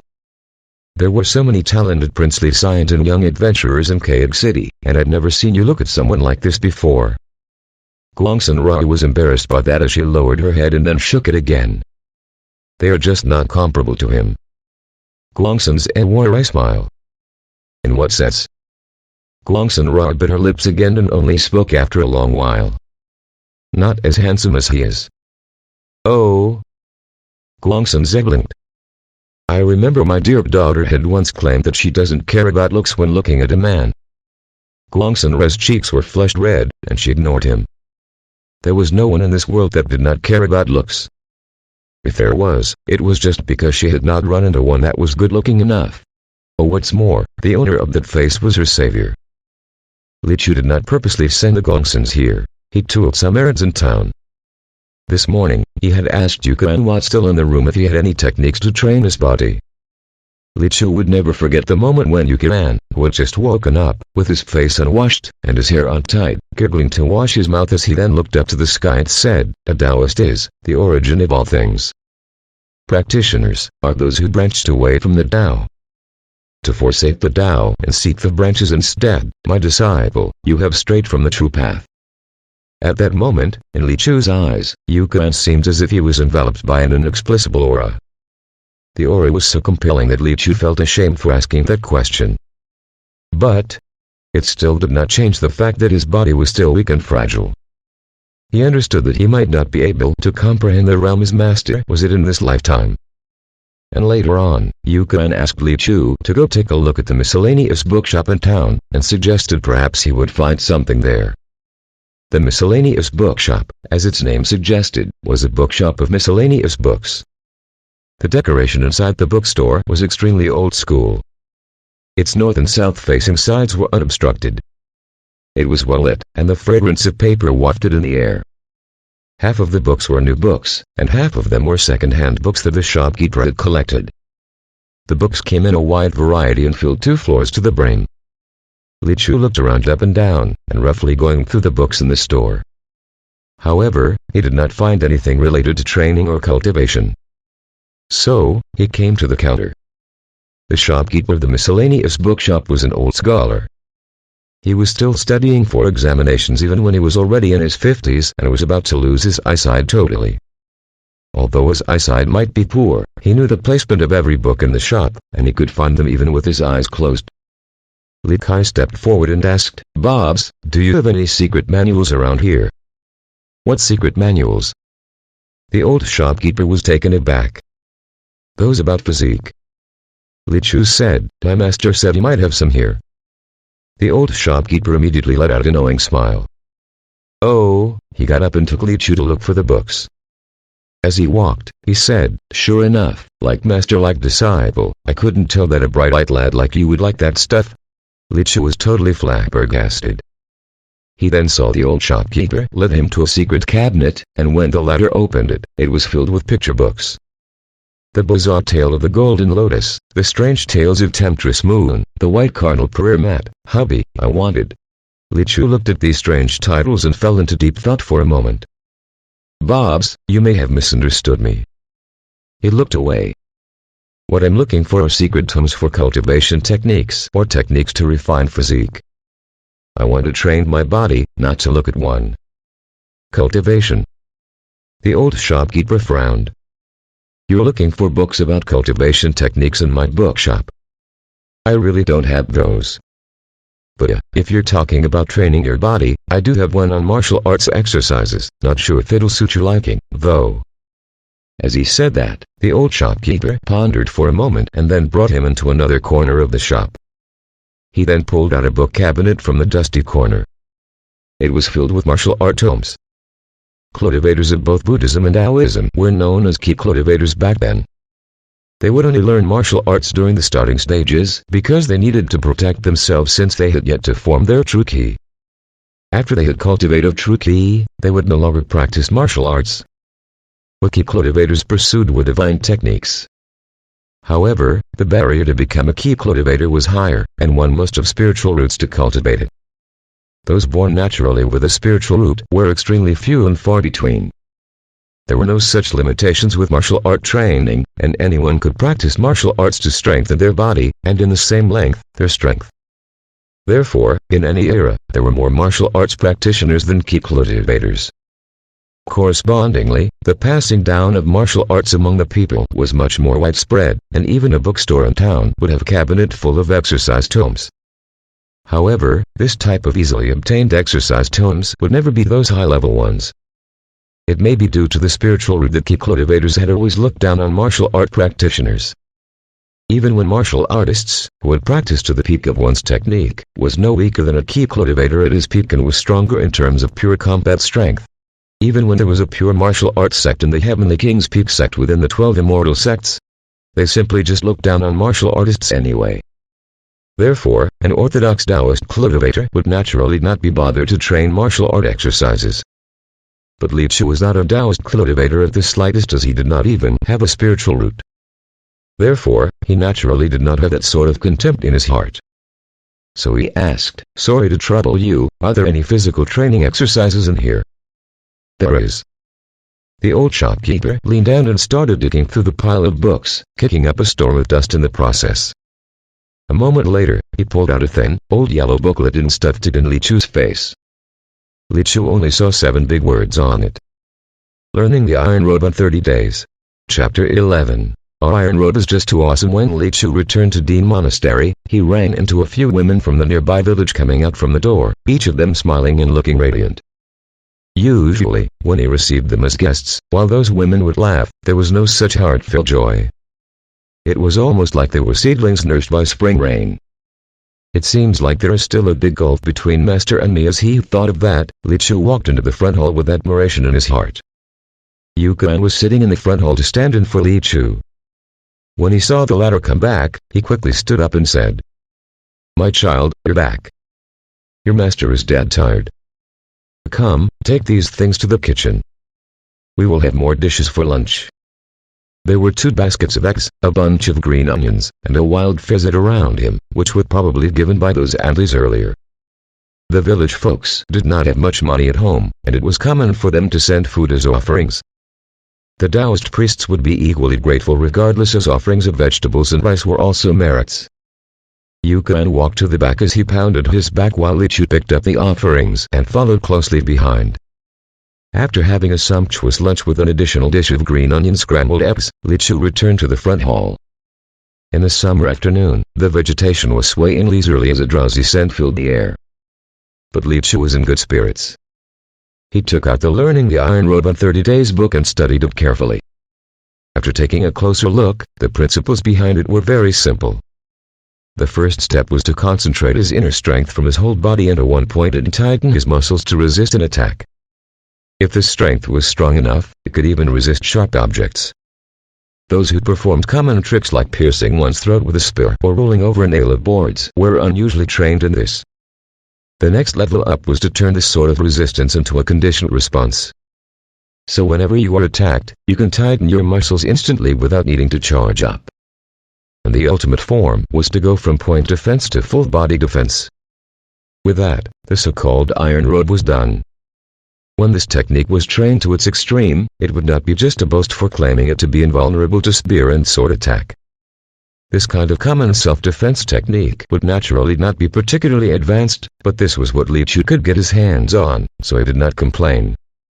He had not practiced martial arts before, and there was no internal energy inside him. However, he had another power that might be even stronger. Let's call that his spiritual power. Li Chu pondered for a while and thought it would probably be the same if he trained with his spiritual power. In any case, it was just another form of energy, and it should be no different when you think about it. So, he immediately went on about it. He activated his spiritual power and tried to concentrate it on a specific point on the surface of his body.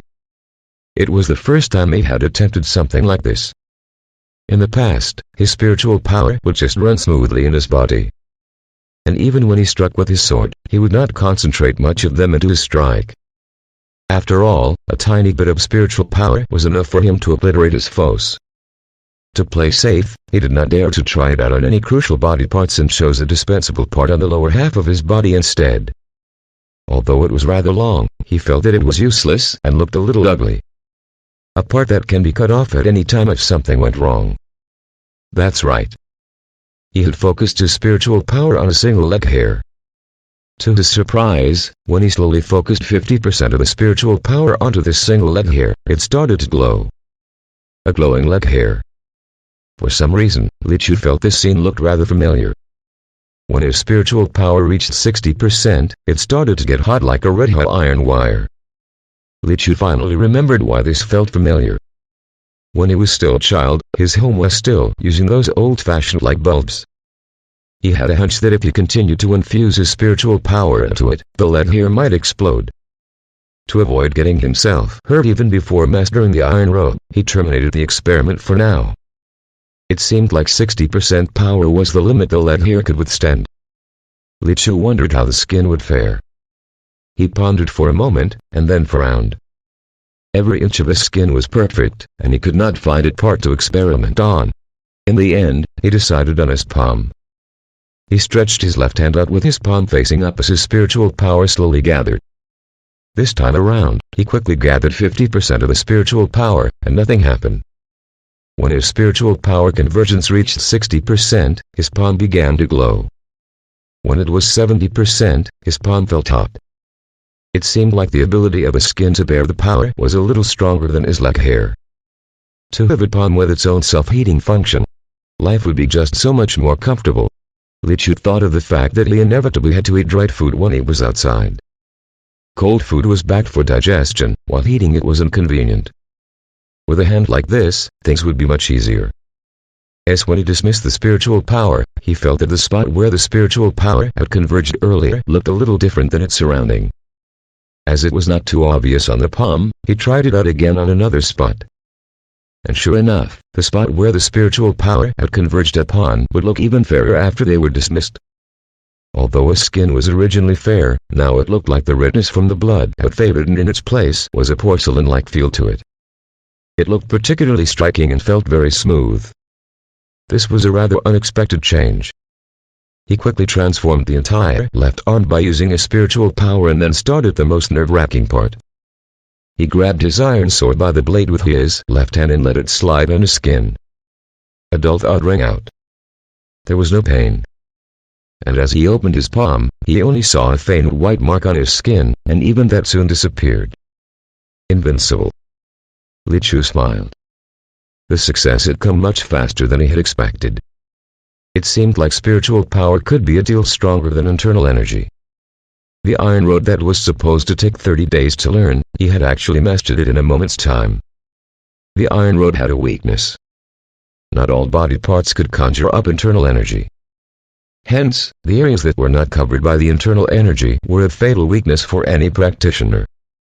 There were many tales in the martial realm where a martial artist's weakness was discovered and his techniques unraveled. But Li Chu's spiritual power could converge to every point on his body. If he wanted to, he could provide every strand of hair on his body top-level protection. That was to say that his iron rod had no weakness, and it was veritably the ultimate iron rod. But Li Chu reminded himself that he could not let this get into his head.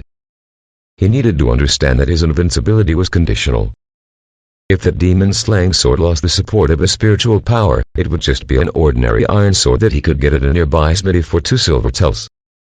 If there was an elite martial artist wielding a legendary blade or a sword cultivator wielding a powerful artifact or flying sword, they would undoubtedly pierce his defenses at will. So, this was just tiny insurance he had gotten for himself. He still needed to train harder. Immediately, he nervously started his path of refining himself. Each inch of his bones, flesh and skin was meticulously refined by the converging spiritual power. In just an afternoon's time, Li Chu felt as if he had been reborn, and his entire body felt much lighter. If he could see himself in the mirror right now, he would have noticed an even bigger difference. As he stood still now, he looked like a perfect piece of porcelain art with his eyes letting out a bright gleam. Even his handsomeness had increased by 3 whole points. Do not underestimate these 3 points though. Perhaps 3 additional points to Li Chu's 10,000 points worth of good looks were only a minuscule number. However, for the likes of Zudekfu with his 5-point worth of looks, these 3 points would see a material increase. The iron rod sure lives up to its name as a famous technique. Li Chu was amazed. He had originally thought that the iron rod was just a crappy martial art technique. He assumed that it would only allow him to withstand some damage better at most and could not have been that strong. Nevertheless, after he had successfully mastered the technique and getting an in-depth feel of it, the boost it gave him was all-encompassing. Not only did he become invincible, but the impurities in his body also seemed to have been cleansed. He felt as if his body was given a rebirth. Our iron rod is just too awesome. But of course, if the iron rod's creator were to hear this, he might very well jump out of his grave and shout to set things straight. The iron rod others said won't do. Only yours will. Chapter 12. Shi's a double-handed pocket knife. The next day, Zudekfu came in front of the Dean Monastery again. His coming was a little surprise to Li Chu. Li Chu glanced at Zudeku's lower body, wondering if he had a problem or something. That made him want to donate the money he first intended for booking him asses to the monastery. Zudeku's sad face further confirmed his suspicion. Crimes in the town would not worry Zudeku at all. It was his family affairs that had always troubled him the most. But Li Chu had still guessed it wrongly. There was a case in town this time. However, as much as there was a case, Zudeku was also worried about his family. Young Taoist Li, why am I so unlucky? Zudeku screwed up his ugly face. The new county magistrate has just arrived, and I had prepared myself for it for a few days just to give him a good impression. Who knows, 2 days after the Zhu family tragedy, there was another murder case. By the looks of things, the murderer could be a vengeful spirit again. The number of deaths is not as high as a few days ago. But an entire family has perished. Such cases are rare in the entire Huo dynasty. It is going to arouse attention from Kaig City. The magistrate will not ask why there are so many ghosts in Yin Town. He will only question me why I, as the chief constable, can't solve the case. Tell me, why are there so many ghosts in Yin Town? Zudeku was almost tearful. It puzzled Li Chu, too. Vengeful spirits were not as common as one would like to think. As the saying goes, evils rise in troubled times. Now that it was peaceful times, evil should not be as rampant. So why did the vengeful spirit incidents happen so frequently? In the Huo dynasty, only one vengeful spirit arose out of over 10,000 people who died with grudges every day. It was weird that the small place of Yin Town had 2 incidents of vengeful spirit every 3 days. The two chatted for a while and finally decided that Li Chu would go to the county office to see Zudeku. Only then would they head to the scene together for inspection. Li Chu had learned his lesson from the last encounter. Ghosts would not appear during the day after all. Therefore, he might as well wait until nightfall. It was pointless for him to go too early, as waiting there was boring. Besides, women at the scene would tease him. Although this case involved the death of the entire family members and there would be no more survivors, it would not go wrong with a good habit. For some reason, he felt things might not get so peaceful in Yin Town. The evening sky looked gorgeous with a brilliant afterglow. Zudeku had long completed the investigation and report submission. He was in the county office, eagerly looking forward to Li Chu's arrival and a smooth sailing tonight. If Li Chu's exorcism did not go well, so would his future. But it was not Li Chu, but a plaque that came first. It was a thick plaque made of 7 inches long and 5 inches wide heavy iron, carved with a sky-reaching pagoda on the front and on the back a name, Imperial Administration Bureau. The plaque fell from the sky and crashed onto Zudeku's table. The one who threw this plaque in was a young girl in a belted purple tunic. Her hair was tied in a ponytail with a red silk hair tie. She was fair-skinned, having willow brows and apricot eyes, a high nose, and red lips, beautiful like peach blossoms. Not only that, she had a hot body with a small waist and long legs. As she walked, her bun swung left and right, her ponytail dancing, and the hearts of all the constables and the magistrate trembling. The difference between those young constables and Zudeku was, those young constables were trembling for the pair of long legs while Zudeku for the plaque. A young guy, still with his usual attitude, wanted to chat up the girl. "Hey, you look a bit familiar. What are you here for? Your mom looks familiar too." Zudeku came over and kicked the young constable out of the door. The young constable crash-landed outside the duty room. Probably having hit his head pretty hard, he looked a little stupid. But he did not forget to adjust his hat first before letting out an ingratiating smile at Zudeku. "I am sorry, Chief. I did not know you were into her." He simpered, thinking that Zudeku was angry because he competed with him for the same girl, just like in the House of Blossoming Spring. But Zudeku got even more furious. "I'm into your mother. Get the hell out of here." The young man froze for a moment as if struck by lightning. "Then you are going to have a problem with my father." Let me think of a solution," said the young constable after a moment of hesitation. What a filial son. Zudeku couldn't wait to cancel him. But the girl was staring at him with a smile. He dared not do anything. Rookies would only see that her smile was sweet, but a veteran like him could sense the piercing look in her eyes. Zudeku wiped away his cold sweat and let out an apologetic smile. Madam, my name is Zudakfa, the chief constable of Yingtown. Madam? There was an uproar in the duty room. Those constables immediately rose to their feet with their backs straightened, making a mess of noise. Relax, Chief Constable Zu. As the girl spoke, she strode up to Zudekfu's seat. She sat down with a grin and took back the heavy plaque. I am a violet guard of the Imperial Administration Bureau in Hangzhou Prefecture Office. The girl self-introduced. We have no affiliation with each other, nor I am your superior. This was indeed the case in theory, since the Imperial Administration Bureau was just a sect. But in reality, it depended. The Imperial Administration Bureau was appointed to take charge of the supernatural affairs.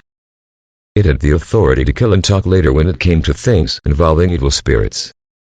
Even the Violet Robes, the lowest level cultivators of the Imperial Administration Bureau, were Betis. Ordinary officials had to cater to them. It was exactly because of this that Zudekfu was not fond of getting help from the Imperial Administration Bureau to solve cases. Madam, I mean Miss Li, are you here for business? Asked Zudekfu cautiously. Li Xinyi looked at him with a frown. Don't you know why I am here? Is it for the case where the entire family was murdered in Lower Liu village? Yes, but that is not the only thing. Li Xinyi let out a faint smile. I am also ordered to ask you, why are there frequent evil spirit incidents in Yingtown under your jurisdiction? In the past year, you reported 6 cases of evil spirit committing crimes. But this time, there have been 2 cases in 3 days. She stood up again. She was as tall as Zudekfu but looked way more intimidating. I'm very curious, what secrets are hidden in a small place like Yingtown, so much so that evil spirits are rampant? Well, there is actually no ghost here. It is all in your head, and you are trying to make excuses for your incompetence, Chief Constable Zu. What she said was actually not uncommon. There had been too many unsolved cases in the Huo Dynasty. But there were only a few cases on per chief constable basis. Sometimes, it was normal to make evil spirits as an excuse when reporting cases to superior. After all, investigations into evil spirit crimes were next to impossible. Some evil things left no evidence behind after they were eliminated. So, there was a loophole there. But the same excuses must not be used too frequently. As in Zudekfu's case, 6 cases happening within a year would definitely arouse suspicion. Needless to say, 2 cases of vengeful spirit crimes in 3 days were definitely over the top.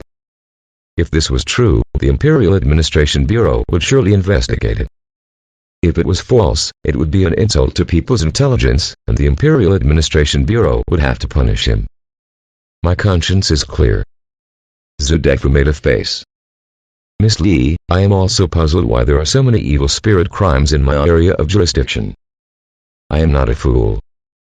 Even if I have to make up stories, I won't be so stupid to come up with something like 2 evil spirit incidents in 3 days. But my investigation findings show that this is indeed the case. I can't lie about it, can I? Li Xinyi let out a nonchalant smile. Why didn't you get help from the Imperial Administration Bureau if you have nothing to hide? Instead, you spent the Imperial Court's money to hire outside cultivators to perform the exorcism.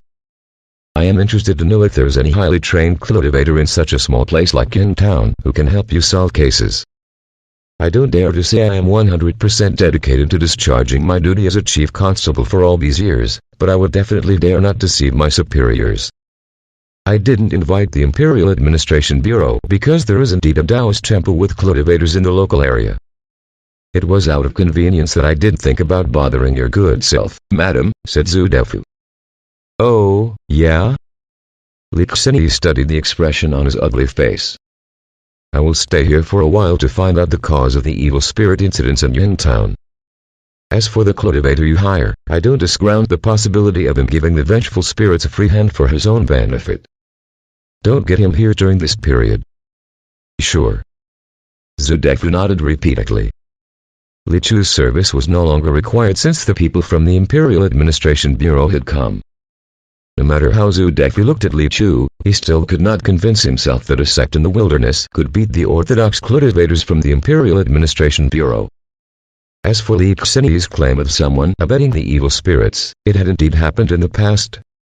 There were some local cultivators who specialized in raising evil spirits to commit crimes and then helped people driving away those evil spirits to earn handsome rewards from it. A place like Yingtown became the first choice for people doing this kind of trade. Yingtown was far away from the prefectural city, yet was still prosperous enough. This was something that the Imperial Administration Bureau hated the most. That Zhu Defu was willing to defend Li Chu showed he trusted the young Taoist. But words choked in his throat during the critical moment. He knew that Li Xinyi's impression of him was not good. He would appear superfluous in defending the young Taoist right now. A crisp voice came outside the entrance while they were talking. "Is Chief Constable Zhu here?" "I am here." "It is the Taoist priest. I will send him away right away." Zhu Defu turned and walked towards the entrance. Li Xinyi followed him, wanting to see what this suspicious Taoist looked like. What she saw was a young Taoist with brisk eyebrows and gentle eyes, dressed in a clean and simple black robe, standing under a poplar tree outside the entrance, his wispy hair and his robe fluttering in the breeze. All of a sudden, it seemed as if the radiant glow of the universe was shining on him. He looked as if a celestial being from heaven. "Young Taoist Li, I am sorry," a sharp pocket knife suddenly was put to Zhu Defu's throat from behind. Li Chu's eyebrows raised, his heart skipping a beat. As Zhu Defu slumped to the ground, a beautiful girl came into view. The girl looked at him with a gentle, spring blossom-like smile. Chapter 13. A simple, kind, and handsome scammer. The peach leaves grew pointy, and the willow leaves covered the sky. The girl scampered up to Li Chu.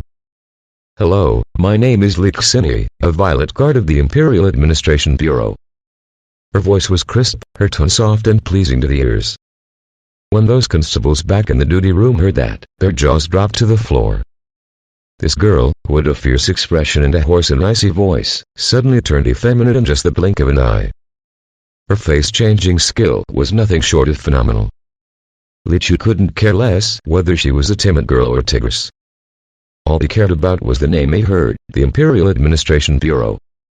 He quietly sighed and then cupped his hands. "My name is Li Chu, a Taoist priest from Tian Monastery outside Yingtown. I guess I'm no longer needed anymore since an official from the Imperial Administration Bureau is here." What he really meant was, "There goes my bounty." Of course, Li Chu knew what the Imperial Administration Bureau was actually doing.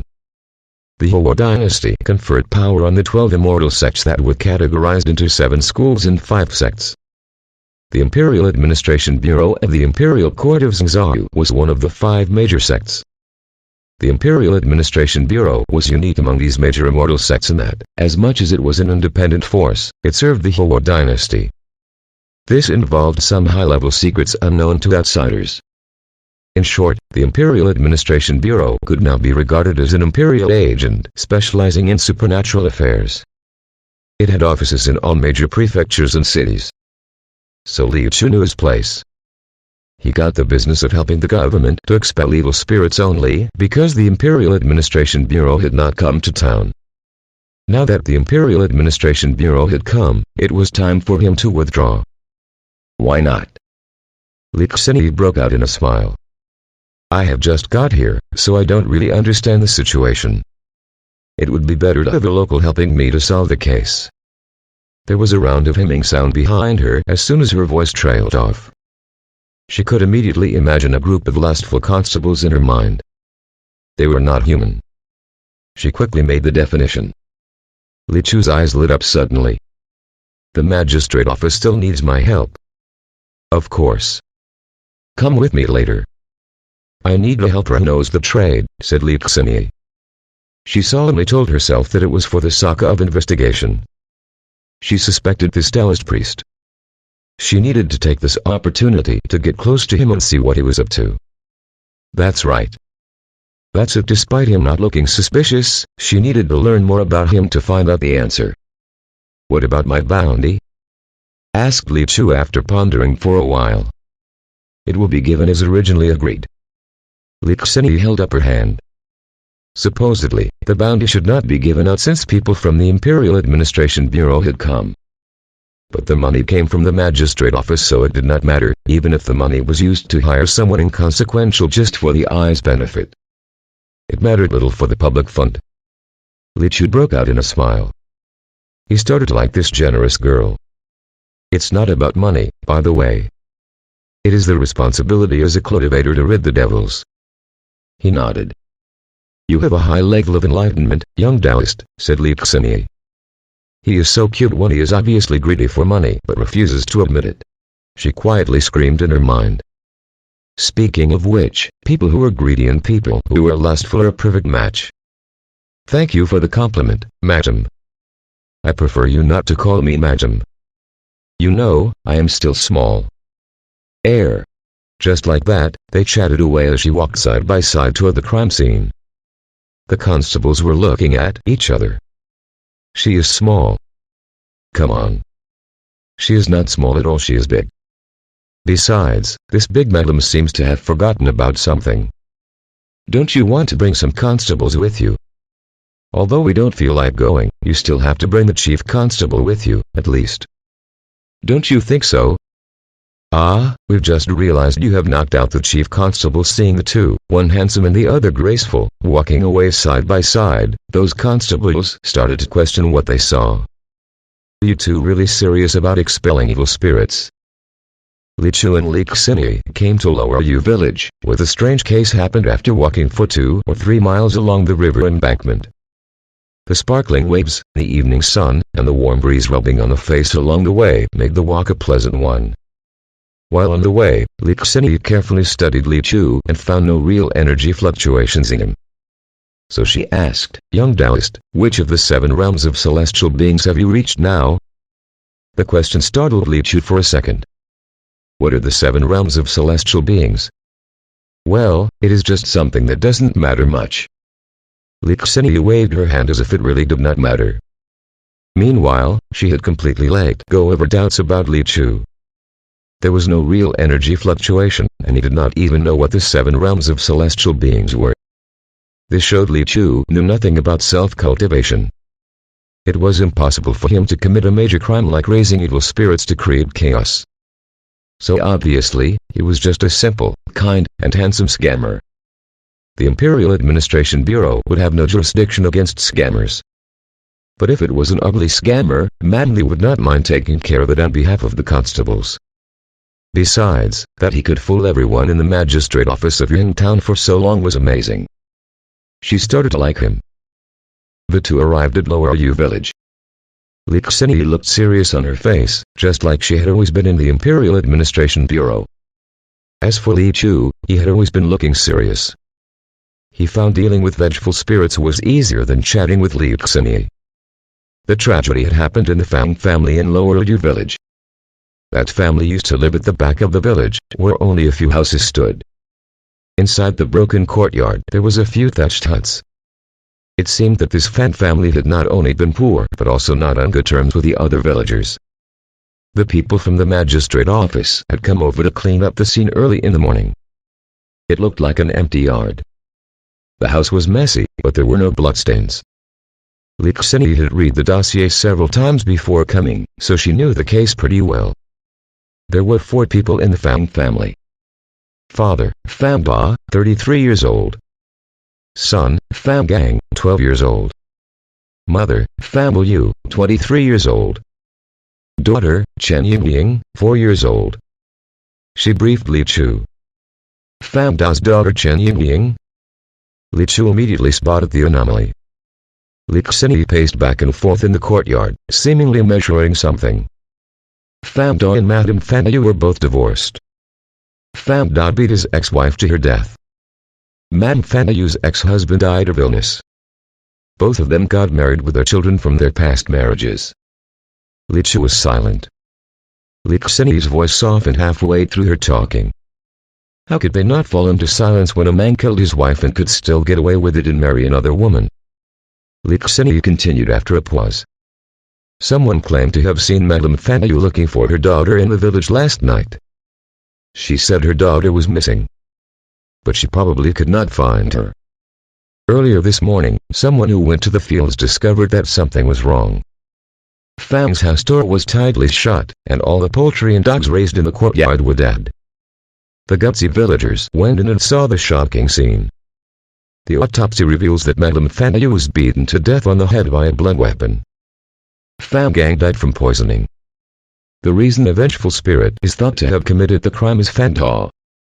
He strangled himself alive, his body bitterly cold with 2 ghost handprints on the neck which are very obvious signs of vengeful spirit possession. Li Chu rubbed his chin as he found the case a bit complicated. Someone must have killed Madame Fan Yu and Fang Gang, as it was impossible for ghosts and monsters to use methods such as poisoning and physical attack. The thing was, a ghost had killed Fang Ta. "Where is the little girl?" he asked. Chen Yingying's body was found in the mountains at the back. She fell down the hill and died. It was a familicide indeed. But Li Chu still could not wrap his brain around why the various ways of death. But it did not matter. He was not a constable of the magistrate office. He did not have to know all the truth of the case.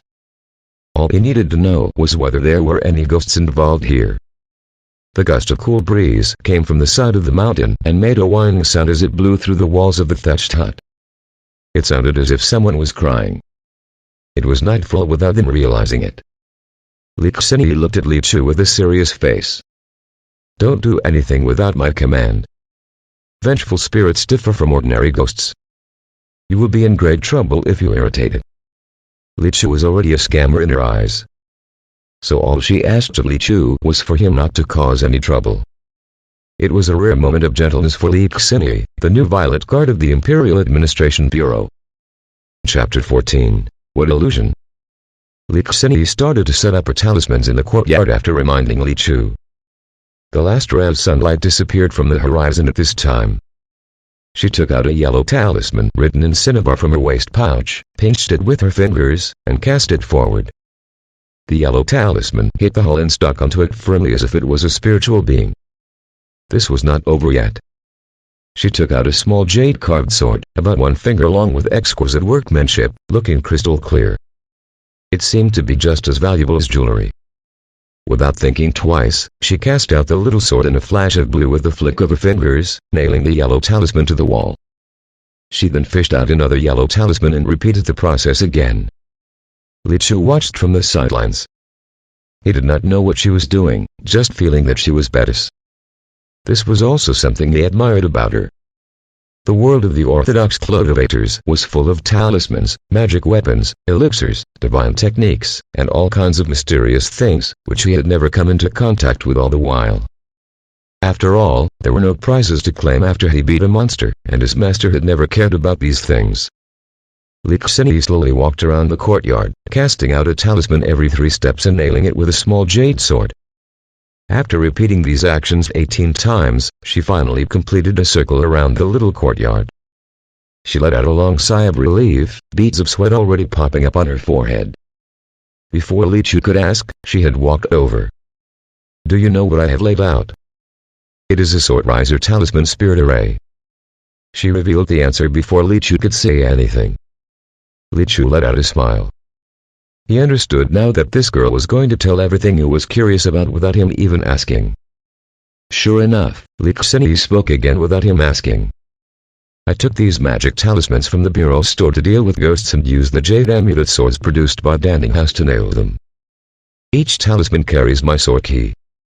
This talisman C is called the Sword Riser Talisman. The 18 Sword Riser Talisman are well laid out according to the 9 palaces of positive and negative, which is the more elementary Sword Riser Talisman spirit array. Dealing with a little vengeful spirit is a piece of cake." Li Xinyi let out a smile that said, "I have finished boasting. Now compliment me." Li Chu nodded and quietly sighed. This is called professionalism. In contrast, his own method of exercising evil was very boring. With Li Xinyi completing the spirit array at the same time the sun completely set, her precise control of timing could not have been more apparent. A light white crescent emerged. In fact, it had been hanging in the sky for quite some time. Just that it was not too bright, and so they had not noticed it. As the two lit up a lamp and waited quietly, "Hey, young Taoist, are you scared?" Li Xinyi suddenly asked again.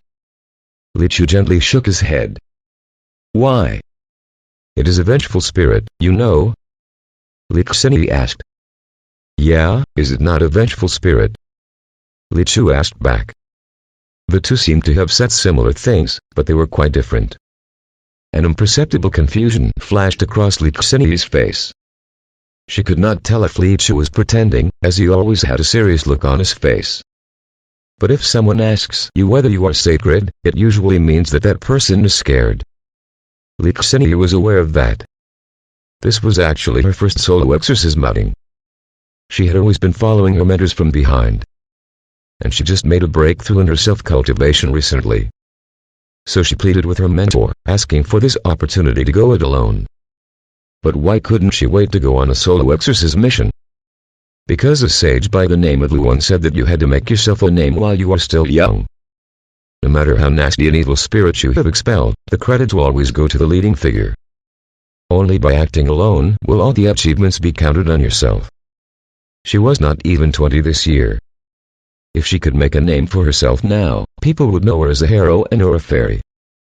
Wherever she went, she would surely attract countless fans with her charms. If she were to wait until the age of 40 or 50 to become famous like her own mentor, what would others call her? Mama Heroine. Licheni tried to shake off this horrible thought from her mind. Lichu suddenly focused his eyes on the unknown darkness outside the door. Licheni had also noticed something wrong, just as she was about to ask. There was an evil air in the wind. What they were waiting for had come. A childish voice suddenly rose in the surroundings. It was as if children were laughing, sounding like silver bells. It was everywhere, crisp, ethereal, and somewhat weird. Be careful. Licheni warned. The voice suddenly sang a ballad. Brother killed me. Mother killed him. Father killed her. I killed father. This ballad drifted in the wind, but it was extremely clear as if it was repeatedly reverberating in the air. Brother killed me. Mother killed him. Father killed her. I killed father. With the ballads heard in her ears, Licheni saw a vision in her eyes. Her body shrank, becoming a 3 or 4-year-old girl. With her still in this room, the surrounding scenes changed, and things suddenly came alive. She saw her mother, who was stooped and bent despite her young age. Her mother pressed her head, asking her to greet her father. But she remembered she had a father. It was just that her father was put into a black box and buried in the ground. She and her mother could not survive by themselves, so she had to find her a new father. The new father also brought a son with him, who always had a smirk on his face. She thought the new father would be like her own father, protecting her and protecting her mother. But the reality frightened her. When he got drunk, he would hit her mother, and very hard at that. Her half-elder brother would emulate him. He would beat her, just like how his father beat her mother. Her mother taught her to endure it. So she did, obediently. After a long time had passed, scars were always on their bodies. Her brother suddenly stopped beating her one day. He wanted to strip her clothes off. Finally, her mother could not endure it anymore and beat her brother. Of course, her father, who came back at night, also beat her mother vehemently. Then one day, her brother apologized to her. He took her to the market and bought a piece of red silk for her. She had always been envious of other little girls for their red hair ties. She could not have been happier now as she had it, too. So she forgave her brother. Her brother took her to the hillside, wanting to help tie her hair. So she sat down on the hillside as told. Then her brother pushed her down. She rolled down the hill. It was painful. After that, her vision went dark. She suddenly became such non-existence for some reason. She saw her mother go all over the village, looking for her like crazy. She heard her mother call her name. She responded, but her mother could not hear her. Her mother finally found out. She went out with her brother and never came back. Her mother said not a word. Instead, she secretly poured a packet of rat poison into the soup. My brother was poisoned to death. Her father was furious, as it was his biological son. So he beat her mother very hard. Just like that, her mother was dead after being brutally beaten by her father. She was furious. She was still very young and knew not much. Why was this world like this? She had always been obedient. Why was she pushed down the hill? Why was such a wonderful mother beaten to death? So she appeared and effortlessly killed her father. Only then did she realize how powerful she was now. She realized she could choose not to bear with it. Ah! Li Xianyi was suddenly jolted up from the illusions. It turned out that it was Li Chu who pushed her by her shoulder. "I am sorry, I saw something wrong with you, so I pushed you," said Li Chu. "It's okay."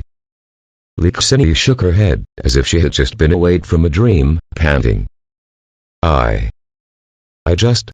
Your eyes were closed just now, your face flushing, your body trembling as you kept calling me father. Her face blushed even more. She glanced up at Li Chu. Why didn't her illusion affect you? Revengeful spirits could innately influence people with grievances and cause people to have illusions. Li Xianyi knew this and was very careful. Just that she did not expect this vengeful spirit of a person who had just died was so powerful. The vengeful spirit hit the illusion in the ballad, catching her off guard. But why did it not affect Li Chu like it affected her? Not only that, he even woke her up calmly. What made him so badass? Doubts filled Li Xianyi's eyes. It stunned Li Chu for a second under her watchful eyes. Illusion? What illusion? Only then he was alert, looking up, turning his head cautiously to observe his surroundings. He was steady. With hindsight, Li Xianyi looked at him with many black question marks on her mind. 1, 2, 3, 4. She had guessed 2 possibilities based on what she knew about illusion.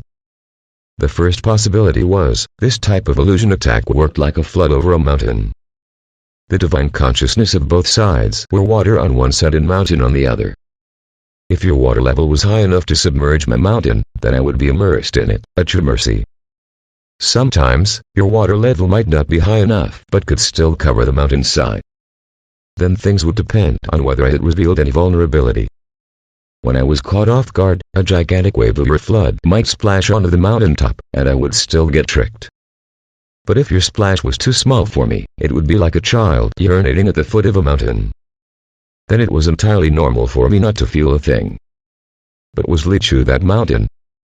Li Xianyi still thought the second possibility was more probable after thinking hard and long about it. But Li Chu was deaf.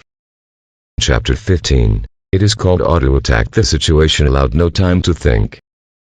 After just saying a few words, Li Xianyi could hear the ghostly wind grow stronger. The old thatched house in the courtyard started to shake in the wind. An extremely uncomfortable, chilly air gushed in. Li Xianyi looked grave. Since a vengeful spirit survived on grievances in this world, its strength was also related to it. The strong momentum showed that this vengeful spirit had extreme grievances, and it might not be so easy to deal with. Li Chu was calm as he looked at the gate of the courtyard. Here comes the protagonist. It was a girl, wearing a bright red dress, as if it was drenched in blood. Her hair dangled down, blocking her face from view. The girl looked skinny and pitiful.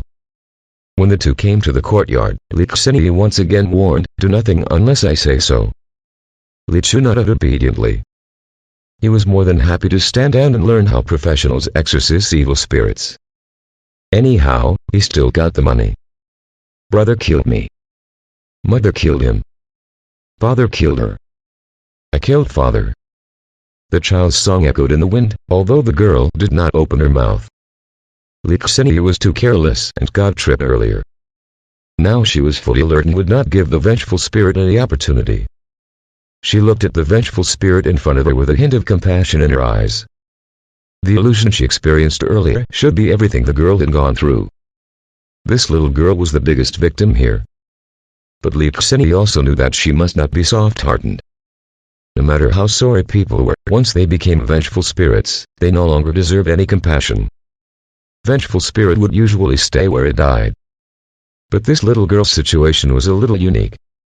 Her place of death was not far away from here, and her grievances were concentrated in this courtyard. So she would still come back here. Anyone who walked past this place at night might become her victim. Being soft on vengeful spirits was cruelty against more innocent people. Li Xianyi looked even more resolute with this thought in mind. A casual question suddenly came from the wind. "Do you have any family?" It was the little girl asking.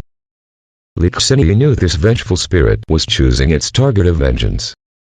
It would not kill indiscriminately. Just like the woman before, her grievances lay with men, so she only killed men. It seemed that the grievances of this little girl lay with her family. You could not lie to a vengeful spirit, as it could hear the genuine answer in your heart. So Lixini shook her head. No. Lixini was an orphan and grew up in her mentor's place since she was a child. Her mentor and other students were her family in a sense. But in the mind of this little girl, this did not count. The little girl turned to Li Chu, who was on the other side. Do you have family? Li Chu paused, then replied, none in this world. Oh. The little girl in red responded, then turned around, as if she was about to leave. The ghostly wind that had been screaming for a long time started to subside. There was no target for her grievances here. She was leaving. It so happened that the two had no family members. This situation would have been different if any of them had said yes. We can't let her go, Lixini said. This vengeful spirit was already powerful, and if she was allowed to leave, things might get out of control later. Li Chu also had some understanding of grievances. He had tried to use words to diffuse the woman's grievances at Zhu's house the day before yesterday, although he failed. Things might be simpler had this situation been the opposite. His mind was racing, thinking of how to arouse her grievances and stop her from leaving based on her questions. He let his thought ferment, only then he called out at the little girl with a gentle voice. The little girl in red ignored him at first and continued to walk away, gradually fading into the darkness. Your mother is dead, said Li Chu again. The little girl stopped dead in her tracks. Li Chu knew it worked this time and continued. You are an orphan. The ghostly wind was back, the air temperature plummeting. The little girl turned around, her red dress fluttering. Li Chu followed with one more sentence for good measure. Your entire family is dead. Those 3 sentences could not have been more offensive to the little girl. They sounded so, but he was just telling the truth. The fence in front of the little girl suddenly shattered with a loud bang. Her grievances were ignited. Lixini glanced at Li Chu, unsure whether she should compliment him for doing a good job or blame him for talking too much. The vengeful spirit might have stayed this time, but it had also entered a state of rampage. Thankfully, she had come prepared. At the moment, looking at the red figure leaping towards the two of them, Lixini made a sword gesture with her fingers, let a shout as the red shadow charged at them. A green beam carrying a talisman pierced through the air and hit the vengeful spirit. The vengeful spirit let out an agonized scream, her black hair fluttering randomly, but her face was not visible. As she was hit, a massive shadow of the talisman appeared in the air. It was planted on her petite body, wrapping around her like a spider web. It was not blood but a thick black mist that was leaking from her body. This talisman is named Ligia Suppression Talisman. It is to restrict her movement. Lixini caught her breath and explained it to Li Chu when she saw she had hit her target. She then made her fingers into a sword gesture and followed up with another strike. Bang! This talisman is called the Flame Talisman of Searing Sun. It burns ghosts with the fire of the sun. Bang! This talisman is called Huangtum Talisman of Dispelling Evil, which is specially designed to ward off evil spirits. Bang! This talisman is called the Kuxing Talisman of Supremacy. It strangles and kills with celestial powers. Bang! Bang! Bang! Bang! 18 sword riser talismans pierced through the air like meteors, hitting the vengeful spirit in the air into a continuous burst of black mist, almost completely shrouding the vengeful spirit in red. Li Chu was stunned, looking at Lixini with admiration. So gorgeous. So glitzy. So magnificent. As the ghost was held in the air and beaten repeatedly, black mist was spraying everywhere. It was a scene full of visual impact.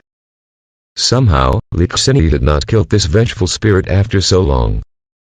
She must have her own reasons. He knew little about it, and probably he could never understand it, too. Unknown to him, Lixini was also losing our patience. She had cast out all the 18 sword riser talismans, yet the vengeful spirit had still not died. Had it been an ordinary vengeful spirit, it would have died several times.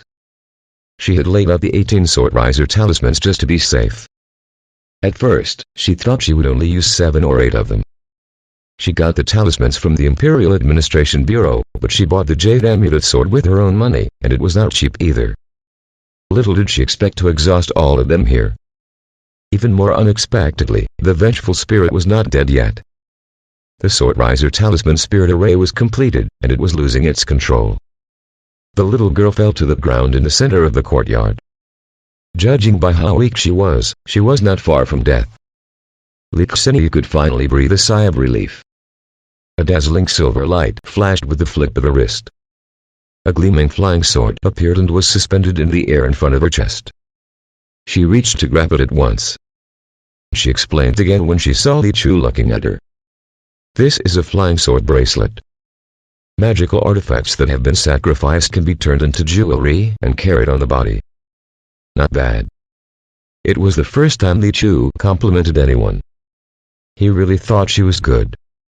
He felt it was cumbersome to carry an iron sword every time he went out. Many places would bar a hideous-looking Taoist priest with a sharp blade from entering if it were not for his easygoing appearance. Hearing that, Lixini performed a beautiful form of sword move before walking up to Li Chu. This sword is named Autumn Rain Begonia. It is the work of Master Smithmo in the city of sword casting. If it weren't for my mentor's relationship with him, I could not have bought it even if I had the money. While speaking, she came in front of the vengeful spirit. Don't kill me. The little girl in red suddenly got up, going down to her knees, crying as she bowed to Lixini. I am so scared. Please don't kill me. I won't cause any trouble. A sense of compassion rose within Lixini when she saw the little girl's pitiful look. She held back her sword attack. But she quickly fought back this sense of compassion. Letting this vengeful spirit to reincarnate was the most compassionate thing to do. While she was hesitating for a moment, the little girl kneeling on the ground suddenly looked up, the black hair covering her face spread out to reveal her face. Bang! It shocked Lixini greatly at seeing the little girl's face. What was going with her face here? The little girl's callow and young, but broken and rotten face looked like a smashed watermelon. Black blood vessels ran through her hideous skin and flesh. Something weird was creeping inside, looking terrifying. Something is not right. Lixini suddenly came to her senses, realizing that it was an illusion. The little girl's face was real, but no matter how scared Lixini was, it would not have caused her mind to go blank. This was a trick of the vengeful spirit. She bit the tip of her tongue to wake herself up. But it was still too late. The little girl reached out her hands, her slender arm suddenly turning into a pair of 5-foot-long greenish ghost claws, strangling Lixini with force. Not good. The two words flashed across her mind in that moment of suffocation. She was still too careless. She did not expect that this vengeful spirit could still wield such power after being struck by 18 jade-amulet swords. She tried to fight back, but in this case, she could not gather her inner strength at all, nor could she fight back the strong ghost claws. The harder she struggled, the higher she was lifted from the ground. This was not the strength the Nudek vengeful spirit was supposed to possess. On the contrary, it was more like a ghost that had 100 years' strength of self-cultivation. She heard a gentle voice asking her just when she thought she was going to die in despair. Should I do something now, Miss Li? Li Chu was standing under the eaves, watching the sudden change of event where Lixini got tripped again. She had repeatedly warned him not to act rashly. But he felt that if he did nothing, this beauty was going to die a martyr soon. But he still had to ask for permission out of politeness. There were only 2 words from her. Help me. All right. Li Chu took a step forward, drew his sword and struck just like he had done for the millionth times. If there was any difference from the past, it was probably the ghost had got someone in its hands this time. So he controlled his strength for fear of hurting Lixini. The tragedy of the Midway Pavilion must not be repeated. A sword light flashed across the air uneventfully. Probably the little girl in red had not noticed the sword attack. Her body crumpled the moment the sword light struck her. She was reduced to ashes and vanished in the blink of an eye. All trickeries lost their meaning in front of this sword. Lixini fell to the ground with a dull thud, catching her breath as she put her hand to her neck.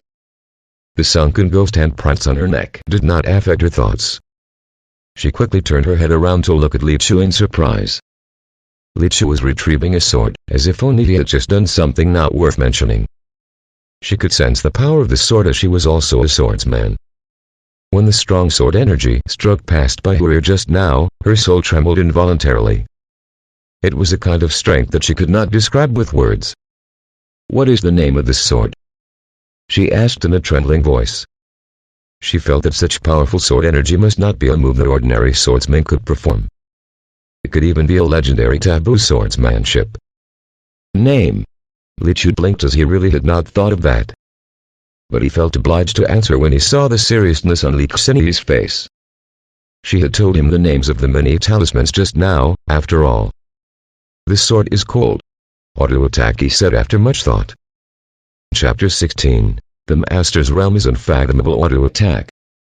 Li Xinyi mumbled and could not make head or tail of the meaning. Li Chu did not want to elaborate. Instead, he just looked at Li Xinyi and let out a meaningful smile. He learned it from Yuki-Han. As long as he smiled at the person asking, even if that person understood nothing, that person would still think it was good and give up asking further. Usually, when he asked his master questions, his master would smile like this. The difference could be that the master was indeed superb, while he just did not bother to explain. Sure enough, Li Xinyi was at a loss. Looking at Li Chu's unexplained smile, she suddenly thought it might involve some unspeakable secret. So she gave up asking. Li Xinyi dusted herself off and breathed a sigh of relief. The mission is accomplished. Let's head back. Okay. Li Chu followed her. After walking out of the gate, Li Xinyi stopped suddenly. The evening summer breeze gradually rose as the air of grievance disappeared. She looked at the empty courtyard, her long supple hair cascading down like a beautiful waterfall as she reached to take off the red silk from her hair and shook her head. Li Chu looked back at her. "What's the matter?" "Nothing." She shook her head. Then she lifted the red silk in the air and let it drift away with the wind. Li Chu looked on and did not make a sound. After gazing in the direction where the red silk went for a while, she looked back with a smile and scampered to catch up with him.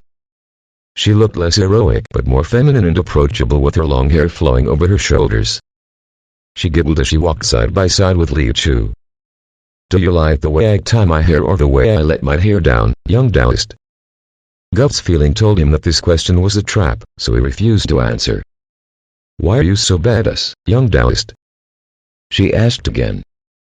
"I am not that badass." Li Chu sounded serious. "You have performed a move with such powerful sword energy. Is it not badass?" Li Xinyi snorted. "Did you intentionally hide your inner strength?" "I didn't." "Teen," she said, "do you like the way I tie my hair or the way I let my hair down?" On the moonlit night, the noises of frogs, cicadas, birds, ducks, and Li Xinyi were making the atmosphere lively while expelling the negative feeling in the air. Li Chu suddenly felt peace inside him. There are just as many unfortunate people as bad things in this world. But in any case, as long as we are still lucky enough to live a peaceful life, we should cherish it. They soon arrived back in Yingtown. Li Xinyi headed straight to the prefecture magistrate office where someone would arrange a place for her to stay. Meanwhile, Li Chu had to walk back to Tenli Slope. Coming to the time of parting ways, Li Xinyi was reluctant to see him leave. She asked him to show her around Yingtown next time. Li Chu promised her he would next time. He reflected on what he saw and heard today on the way back. It had taught him a vivid lesson, although dealing with a vengeful spirit was not a challenge. You can't be more careful in a world that is full of sinister people. Li Xinyi apparently could overpower that vengeful spirit, but her soft spot had almost got herself killed. Had he not been at the scene, she would have died in vain. But then, if Li Xinyi did not show up today, and he were to drive away the vengeful spirit alone, would he feel sorry for the little girl when she kneeled in front of him, begging for mercy? The answer would probably be yes. If there were no others around, could it be possible that he would die? He couldn't help but be horrified by the thought. He had already summed up his experience today when he arrived back in front of the gate of Dean Monastery. There was a saying in the Tao scripture, to stand firm, you need to be determined. Early the next morning, the sage-like master sat under a tree in a bad-natured posture without saying a word. The looks in his eyes, and from head to toe, exuded an air of superior demeanor. Li Chu went up to him with respect. "Master, there is something I need to consult you." "Oh?" Yuki let out a faint smile. "You may ask so." Li Chu sat down opposite him. My question is, what are the 7 realms of celestial beings? The 7 realms of celestial beings. Yukan paused for a second. Why did you suddenly ask this? Someone asked yesterday which one of the 7 realms of celestial beings I was in my cultivation. I was like, what is that? So I am curious, wanting to find an answer from you, Master, said Li Chu. Li Xinyi had told him it did not matter. But he was not done. She would not have asked if it was irrelevant. So the question had been hanging over his head for this while. It is just common knowledge for some cultivators, said Yukan slowly. The 7 realms of celestial beings are the 7 great realms that cultivators usually experience. The so-called celestial beings mean from human to heaven. These 7 realms are the way to heaven, namely Dynasty, Qi, Shen, Hualing, Wingxiang, Zhenke, and Tongtan. Among them, Dynasty realm is about forging the body, while Qi realm is about transforming the energy center. Shen realm is about cultivating an immortal spiritual planetary body, and Hualing realm is about transforming the body into that of the dragon. Next, Wingxiang realm is about the harmony of nature and man, while Zhenke realm is about transcendence. And lastly, Tongtan realm is about becoming immortal. Interestingly, Chu nodded. Was it the division of the cultivation realm of this world? What should he do? It seemed to him that he had none of the characteristics of any realm. But it was normal for him to have a different categorization, since his self-cultivation method differed from theirs. Yukan saw him pondering something. Not all cultivators have to take this path. Just that today's mainstream cultivators, also known as key cultivators in ancient times, will advance according to the 7 realms of celestial beings. The other lineages such as warriors, demonic poison practitioners, wizards, and all have their own divisions of realms. Demons, devils, ghosts, and monsters also have their own paths. So you don't need to follow this strictly. Just treat it as a rough reference. Li Chu nodded. I still have another question. Which realm should I reach before I can be counted as a master in the field? It was a question that he had always wanted to seek for an answer.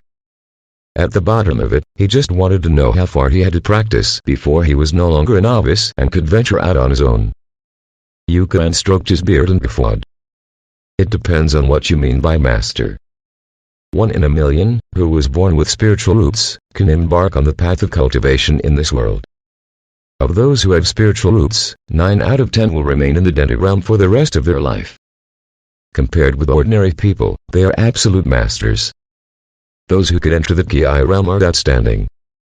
They could be grandmasters. Anyone who attains the Shen realm is considered to have received heavenly blessing. Therefore, these people can be the mainstay in any sect and take up an important position in the imperial court. Once you step into the Hualing realm, you are famous and can make a name for yourself everywhere you go. After the Hualing realm, it will be a different world. The first 3 realms before the Hualing realm are closer to humans, and the 3 realms after the Hualing realm are closer to heaven. Stepping into the Wingxiang realm, you can make things happen with a word, and you can trigger the celestial phenomena. You are good enough to set up your own school of cultivation, becoming its patriarch. Once you enter the Zhenke realm, you will wield the power of heaven and earth, which is the rarest of rare. If you attain the highest point, which is the Tongtan realm, you will be an immortal, which is scarce. Therefore, this realm can be called the ultimacy of the human world, and there is no higher pursuit except the legendary ascension to heaven. Each of the 7 realms of celestial beings is a great moat, and every realm has ended the progress of many talented cultivators. Just like climbing a mountain, one peak is higher than the other. Anyone who claims to be a master should know there are always people who are better than you. It blew Li Chu's mind upon hearing all that. He did not know that the world of the cultivators was so vast. A sense of curiosity rose within him yet again. Master, allow me to ask another question. He tried to sound his master out. In what realm you are now, master? My realm. Yukan let out a mysterious smile. Take a wild guess. Since master has done so many terrific things in the past, you should be at least in the Hualing realm, I guess. Li Chu did not want to exalt his master too high to save his master's face if he got it wrong. So he started with a lower realm he thought was relatively low for his master. Yukan just smiled and shook his head. Could it be the Wingxiang realm? Yukan smiled and shook his head. Could it be that you have attained the Zenka realm? Li Chu's eyes lit up. Yukan smiled and shook his head again. Li Chu became excited. Is the master already in the Tongtan realm, and immortal? Yukan guffawed. Just when Li Chu thought he was right, Yukan shook his head again. It puzzled Li Chu greatly. How did his master get such a bearing if he was in none of these upper realms? Yukan stared at Li Chu with an uncommittal expression on his face, his smile familiar yet unfathomable. It totally struck Li Chu dumb, and Li Chu dared not ask again. After a moment of silence, Yukan continued. My generation cultivates the mind, not the body. What is the point even if you can move the mountains and empty the seas if you are stuck with a cultivation base? My dear student, don't get distracted. Li Chu quickly nodded. I got it, master. But he actually understood nothing of it. All he knew was, his master's realm was not something that he could fathom. Chapter 17. A wild fox blowing in the monastery. It started to drizzle not long after. When he arrived at the front hall, Li Chu accidentally discovered that a pilgrim was already there, bowing in homage. It was long and slender, with white fur, lying prone there like a fluffy snowball. A pair of front paws clapping together under its head, eyes closed, as if it was praying for something. This was a wild fox bowing down in the hall to worship the three pure ones. Li Chu did not disturb it. Animals had spirit too, so they should be treated equally. The white fox opened its eyes after a long while. It looked at Li Chu with a hint of gratitude in its warm and shiny big eyes. Li Chu nodded at it. The white fox, as if knowing that Li Chu did not bother about it, felt relieved. It got up, spread its paws religiously, then leaned over and kowtowed religiously. It kneeled 3 times and kowtowed 9 times. After paying its respect, it took a deep look at Li Chu. Only then it turned and left. Its thick tail lolled behind it, but its movement was agile. Before long, it went out of sight like a beam of white light. It had rained, and the courtyard was a little muddy. Yet the white fox had gently and skillfully walked across the courtyard, getting no mud on its body. This thing was novel to Li Chu. But it was not much of a surprise to him, as he had seen many strange things in the past. He mentioned this to Yukan over lunch. The wild fox came to pay its homage. It seems that it is about to transform. So it came to seek the three pure ends' blessing. So we may see it every day in the future, said Yukan. The transformation was the first big hurdle in the path of self-cultivation for a spiritual creature. If it did not transform successfully, it would always remain as a monster in the wild, with the body of a beast, and not get the blessing from heaven. So a spiritual creature had to go through the baptism of the tribulation and successfully transform into a human body before it could bend down its spiritual aura. Human beings were apex species. Therefore, there were many benefits of practicing self-cultivation in the human body. You think it is okay? By coming to worship the three pure ones, it shows that it is a spirit of uprightness. It has done none evil to harm people. Let it go. It will be successful in its transformation and be friendly to people in the future. It will also be a merit of ours, said Yukan. It is difficult for spiritual creatures to transform. Yukan sighed. Some spiritual creatures were born with lack of spirituality.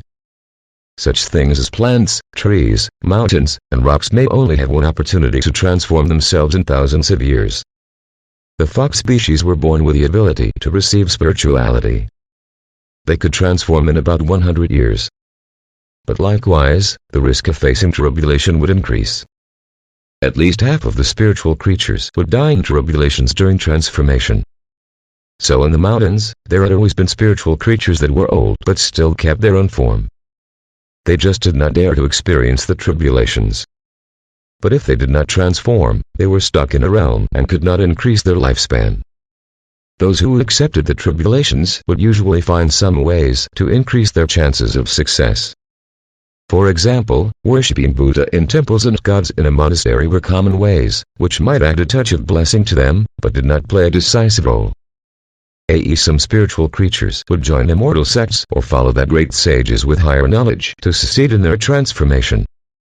A spiritual creature with the backing of a sect or a powerful blessing would get a lot of support when going through the tribulation, and the chance of success would be higher. As the saying goes, a big tree makes a wonderful shade. Among the 12 immortal sects, the Fenzing sect recruited spiritual creatures based on the method of promulgation inherited from ancient times. The probability of surviving the tribulation could be as high as 80% for a spiritual creature endorsed by the key cultivators. But the conditions set by the Fenzing sect were harsh.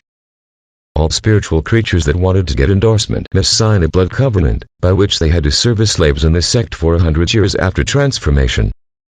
Only after 100 years could they be free. Most spiritual creatures were born and raised naturally. They liked to live freely.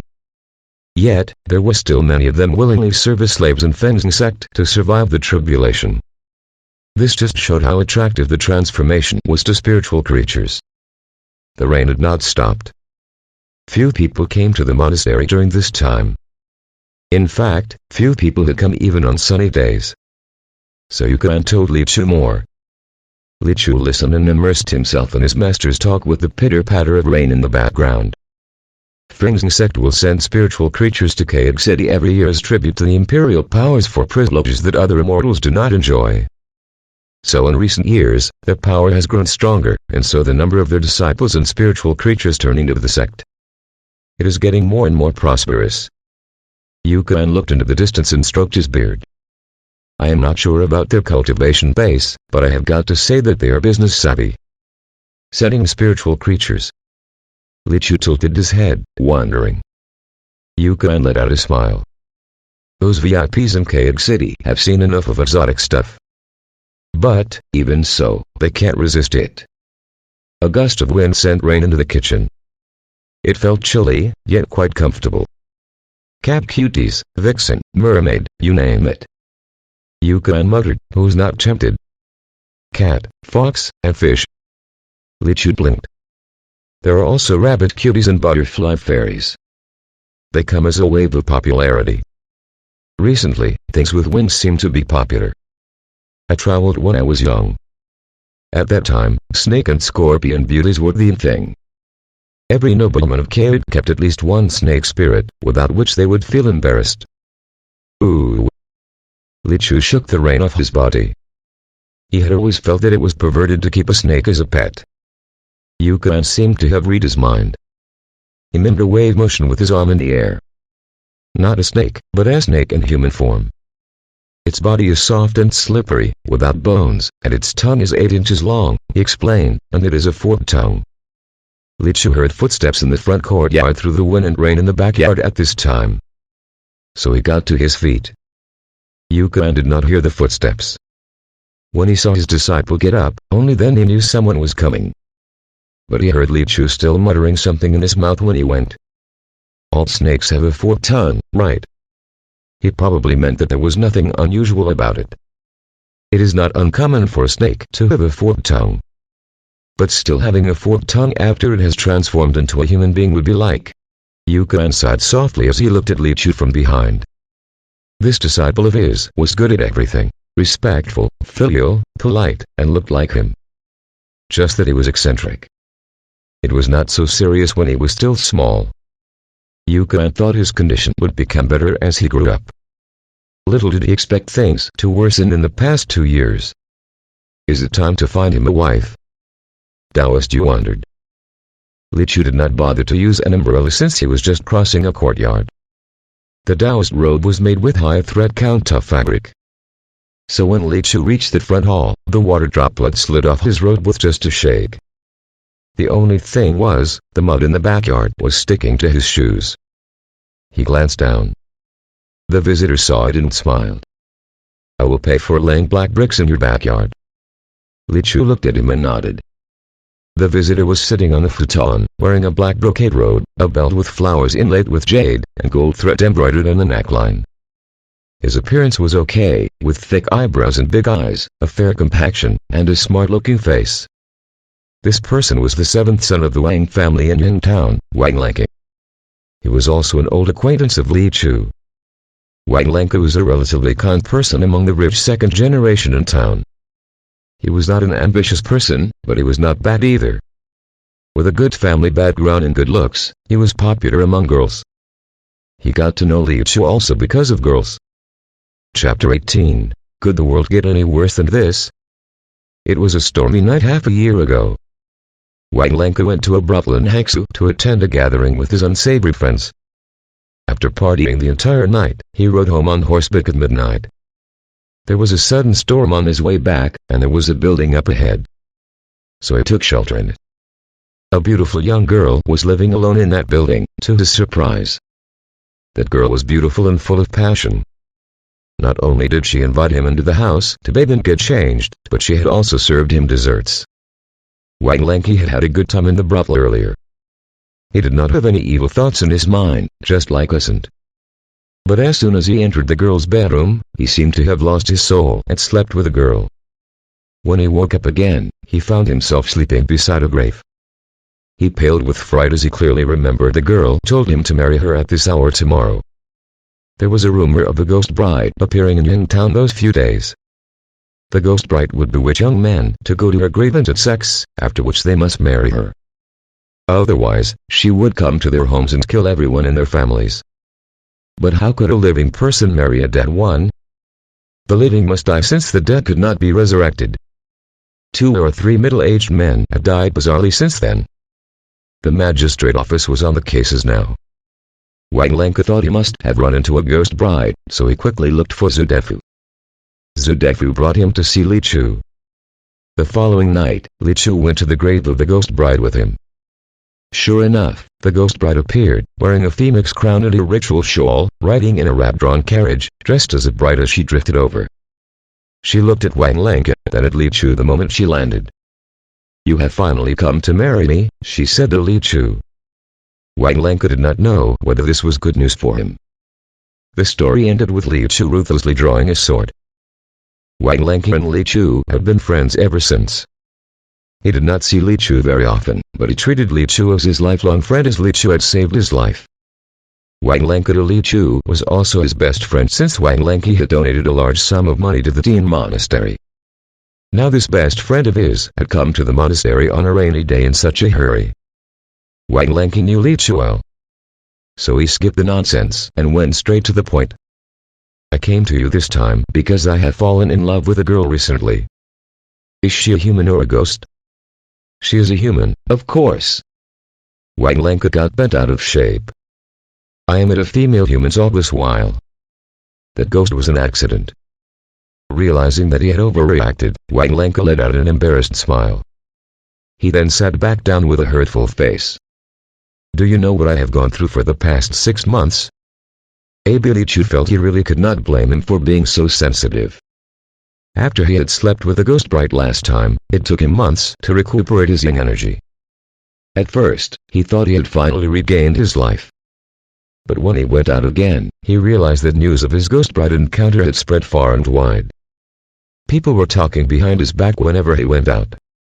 His unsavory friends made fun of him with nicknames like life and death relationship, red knight, and so on.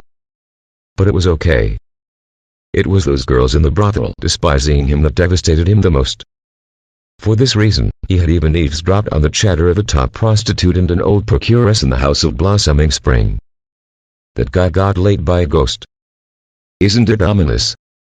You bet. Sleeping with a man who has gotten laid by a ghost will be the same as eating the offering for the dead at the grave. How could it be any better? Ooh. Stop talking about it. I have goosebumps all over my skin now. Whoever wants his business, let her have it. I won't accept his business. It is a pity that a ghost ruined such a good young man. Alas, who would dare to touch this unclean man from now on? HMPH, it takes 2 to tango. He must have been garishly overdressed in the middle of the night. Only then would the female ghost target him. Wang Lanka was trembling with anger upon hearing those words. Cold sweat was all over his body, and his hands and feet were cold, with tears flowing out of his eyes uncontrollably. Do you think this world will get any better? His eyes could not help but well up as he recalled what had happened many days ago. He felt so hurt. Li Chu nodded and looked at him calmly as Wang Lanka whined. You're not sympathetic to me. I haven't touched a woman for half a year.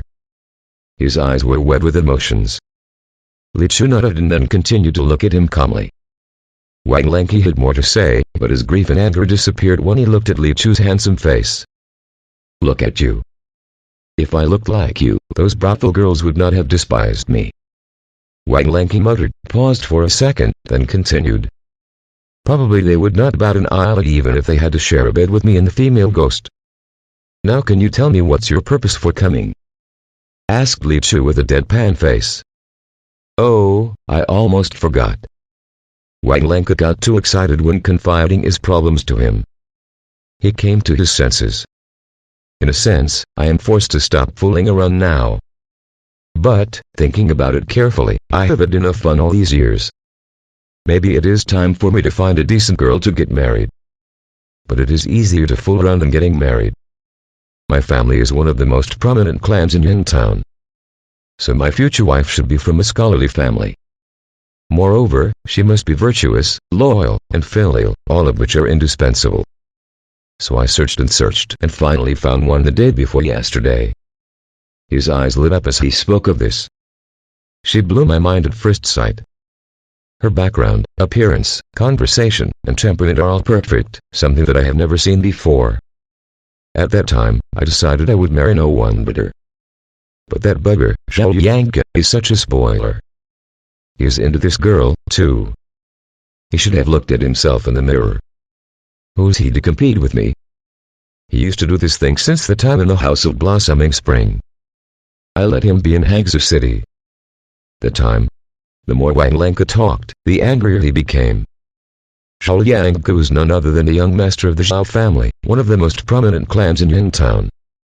The reason Wang Lanky said earlier that the Wang family was one of not the most prominent clans was because of the existence of the Zhao family. The Wang family was a major rival of the Zhao family. He digressed again and went on talking about the grudges between the two families. Feeling bored, Li Chu stuck his hands into his sleeves. Wang Lanky quickly sat upright and came back to the topic at hand upon seeing Li Chu's expression. In the morning, I ran into him. He mentioned the case of me being bewitched by a ghost again. He should have behaved more politely so as not to embarrass me in front of my face. That guy is a real jerk. I would have punched him in the face, and his family would be holding a funeral for him by now if it wasn't for someone stopping me. Back then, Li Chu frowned impatiently. We both made a wager out of anger. Wang Lanky was quickly back to the topic at hand. There is a haunted building at the Yu's residence archway. His family leased that piece of land but dared not do anything about the haunted building. He made a bet with me as to which of us can come unscathed out of the building after spending a night there. The one who first backs out or runs away will lose the bet and may not compete for the same girls again. Not only that, the loser will have to take a detour as in when he bumps into the winner. But it turned out that he backed out first. So we have added another condition. Both of us may bring the company. So the first person I thought of was you. Are we friends, Li Chu? Wang Lanky grabbed Li Chu's sleeves. You are the only person who can help me now. Li Chu pulled his sleeves back with no emotions on his face. The haunted house of the Yu family, eh? As a Yintown's resident, he had certainly heard of this infamous place. He just could not believe that these two rich kids wanted to mess around in that place. Things were a little tricky. Wang Lanky saw his hesitation. You help me this time, and I will pay for the renovation of the entire Dean Monastery. To top it all off, I will expand the monastery twice its current size. Li Chu looked at him. It is not all about money. We are friends, aren't we? Chapter 19. Sinistrance of this world was written on that face. Zhao Langton looked at the small building, which was still tinged with sullen air and but daylight, in the distance. His expression was nonchalant. He even quietly smirked. How bad is the evil spirit can there be when it is just a little eerie folklore? Do you really want to get me involved in such a trivial matter? He had wanted to scold Zhao Langke like that, but Zhao Yanke gave him too much. The two were cousins, and Zhao Yanke was a few months older than Zhao Yangton. In terms of genealogy, Zhao Yangton was born in the offshoot of the Zhao family that was assigned to Hangzhou to manage the business there. Zhao Yanke was the legitimate eldest son of the Zhao family. No matter how one looked at it, Zhao Yanke's status should be higher than Zhao Yangton's. But things changed since Zhao Yangton was tested for possessing spiritual root when he was 6 years old. A person having a spiritual root was 1 in a million. The entire Zhao family had produced no cultivation talent for the past decades until now. So Zhao Langton suddenly became the center of the family's attention, with all the resources channeled to train him. The first wife of Zhao had allocated many resources and bought him an opportunity to take part in Zendao sect's disciple selection. Zendao sect was one of the 12 immortal sects, one of the best in the world. He would have a bright future if he could become a disciple of the sect. But the elder who conducted the selection session said 2 sentences and obliterated Zhao Langton's future. He glanced at Zhao Langton and examined him with a disgusted look. This kid's physique is only so-so, and he looks a little too ugly. Forget it. Zhao Langton realized for the first time at a young age what a bolt from the blue meant. He was fortunate to have his family behind him. The Zhao asked around and finally found an opportunity to send him to the local Philae sect in Hangzhou. The Philae sect was also regarded as a major sect in Hangzhou with a solid background. It was considered as a leading sect among those sects 2 levels lower than the 12 immortal sects. Zhao Langton had secretly vowed since the day he entered the sect that he would make those people in the Zendao sect regret it. One should not look down on ugly young people. He kept his nose to the grindstone in the Philae sect. When others were practicing self-cultivation, so did he. When others were eating, he kept practicing. When others were running naked, he kept practicing. When others were asleep, he still kept practicing. He practiced day and night without rest for over 10 years. With such a tenacious attitude, he became the fastest disciple in this generation in cultivation realm progression. He had attained the Ki realm just as he stepped into adulthood. With such attainment, he was better than many people in the Zendao sect. When the Philae sect wanted to select a chief disciple, he thought he would get chosen.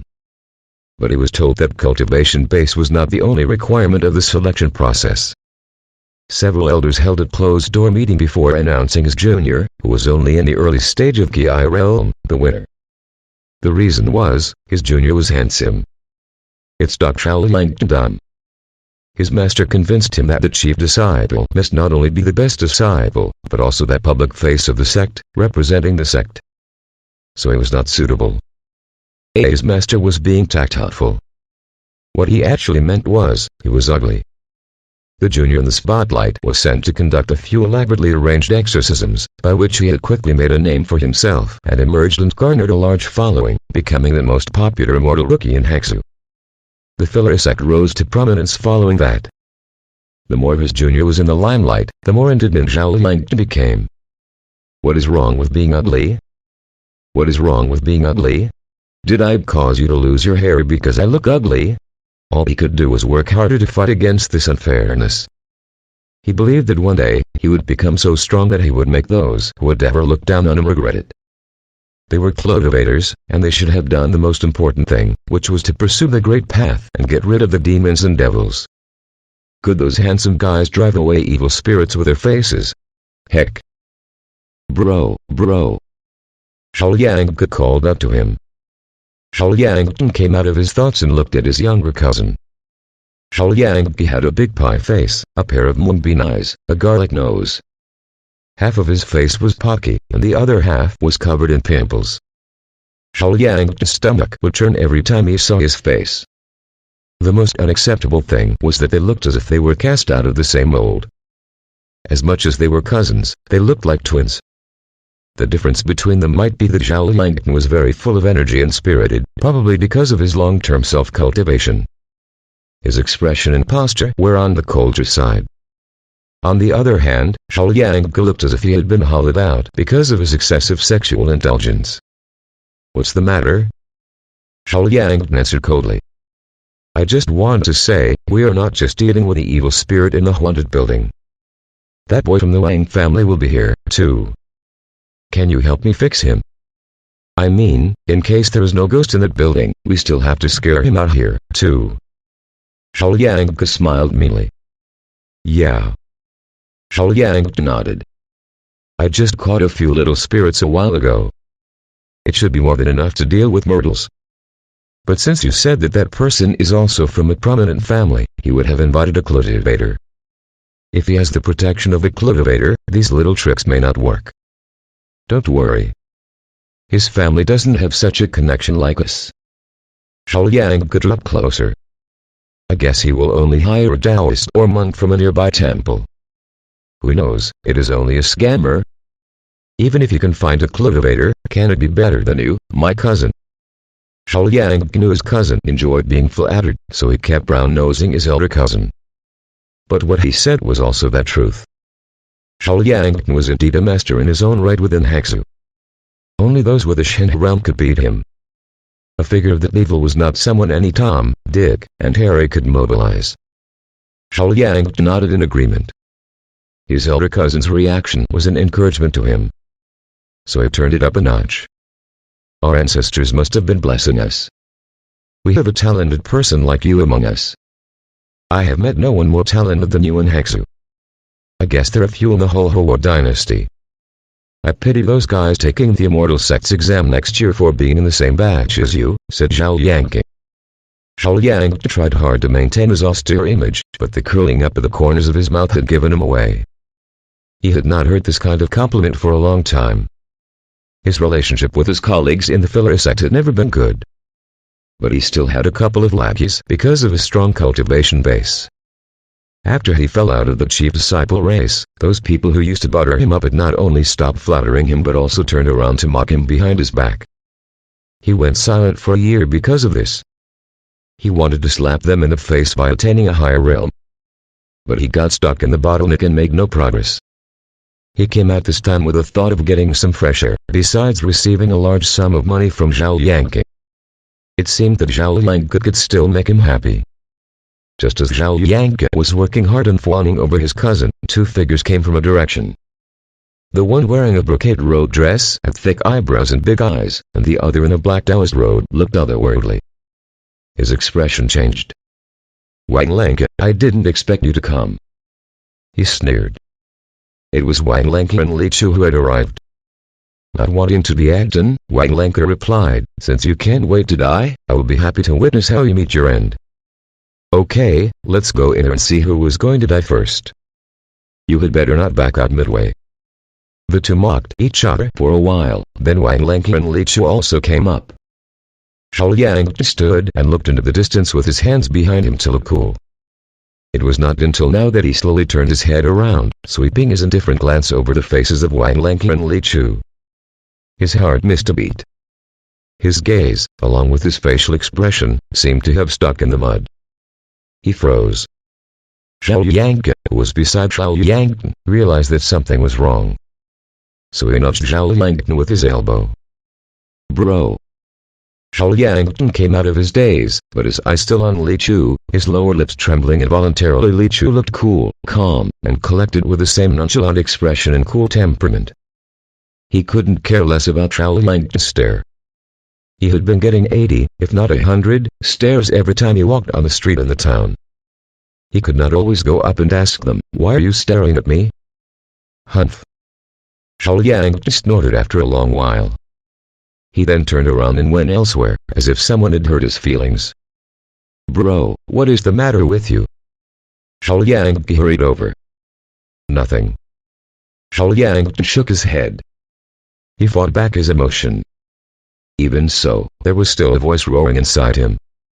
He wondered why. Yeah, why? At this moment, Zhao Yang felt that all the sinisterness of this world was written on that face. Chapter 20. Getting in there together. Looking down from the hillside, one could see that the entire Liu family's archway was abandoned. The former village had been reduced to only a few broken houses and wooden fences. The old houses would make protesting noises whenever the wind blew. There were many villages with the name Liu around Ying Town, such as Greater Liu Village, Little Liu Village, Upper Liu Village, Lower Liu Village, and the Liu Settlement. If one asked around further, one would find that there was almost no one with the surname Liu in the entire town. Even if there were, they must have moved in only in recent years. There had been once a Liu family, the largest clan in Ying Town with a long history. Some of the family members were officials in Kang. However, such a large family in the countryside somehow got involved in a major case of a rebellion 70 to 80 years ago. Those who lived at the Liu family archway were direct family members of the Lius. Hence, everyone here had been executed. Those Lichus in the surrounding villages were exiled to the northern border. The clan was exterminated overnight. Perhaps the event was so cruel that some elderly people were trembling all over when the memories came to mind. It showed how much psychological trauma they had gone through during their teenager years. From that day on, the small building where the owner of the Yu family lived had turned into a ghastly haunted house. It was said that no one could survive a night inside this haunted building. An official from the Imperial Administration Bureau had come to investigate. However, the official was left with a pale face after spending a night there. He had ordered that no one should go near to the place. No one in their sane mind would want to come to such a place since there were no residents here, and everyone knew that this place was haunted. Therefore, the magistrate office had only issued a directive but sent no one to guard the place. No one would have thought that, in a few decades, there would be two rich kids challenging each other to stay in this place out of rivalry. After the short face-to-face encounter, Zhao Yang felt hurt in his Taoist heart. So he turned around and tried to get a grip on himself. Zhao Yang tugged at his sleeves. "Bro, what do you make of the cultivation base of the pretty boy that Wang Lanky has brought?" "Huh?" Zhao Yang looked up and came to his senses. "Yeah, I just need to be stronger than him as a cultivator." With the thought in mind, he turned around and came up to the two again. He did not bother to look at Wang Lanky. Instead, his entire attention was on Li Chu. "I am Zhao Langton from Philia sect." "Where are you from?" Li Chu thought this person was strange, but he remained polite. "Li Chu from Dean Monastery, Tenley Slope." Zhao Yang snickered. He turned to look at Zhao Yangton.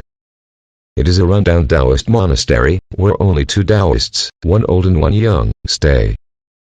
So this guy here must be that young Taoist. Confidence came back on his face. I have observed him. There is no perturbation of vital breath in him. I knew it. He is a scammer. Zhao Yang fisted his left palm with his right fist, looking delighted.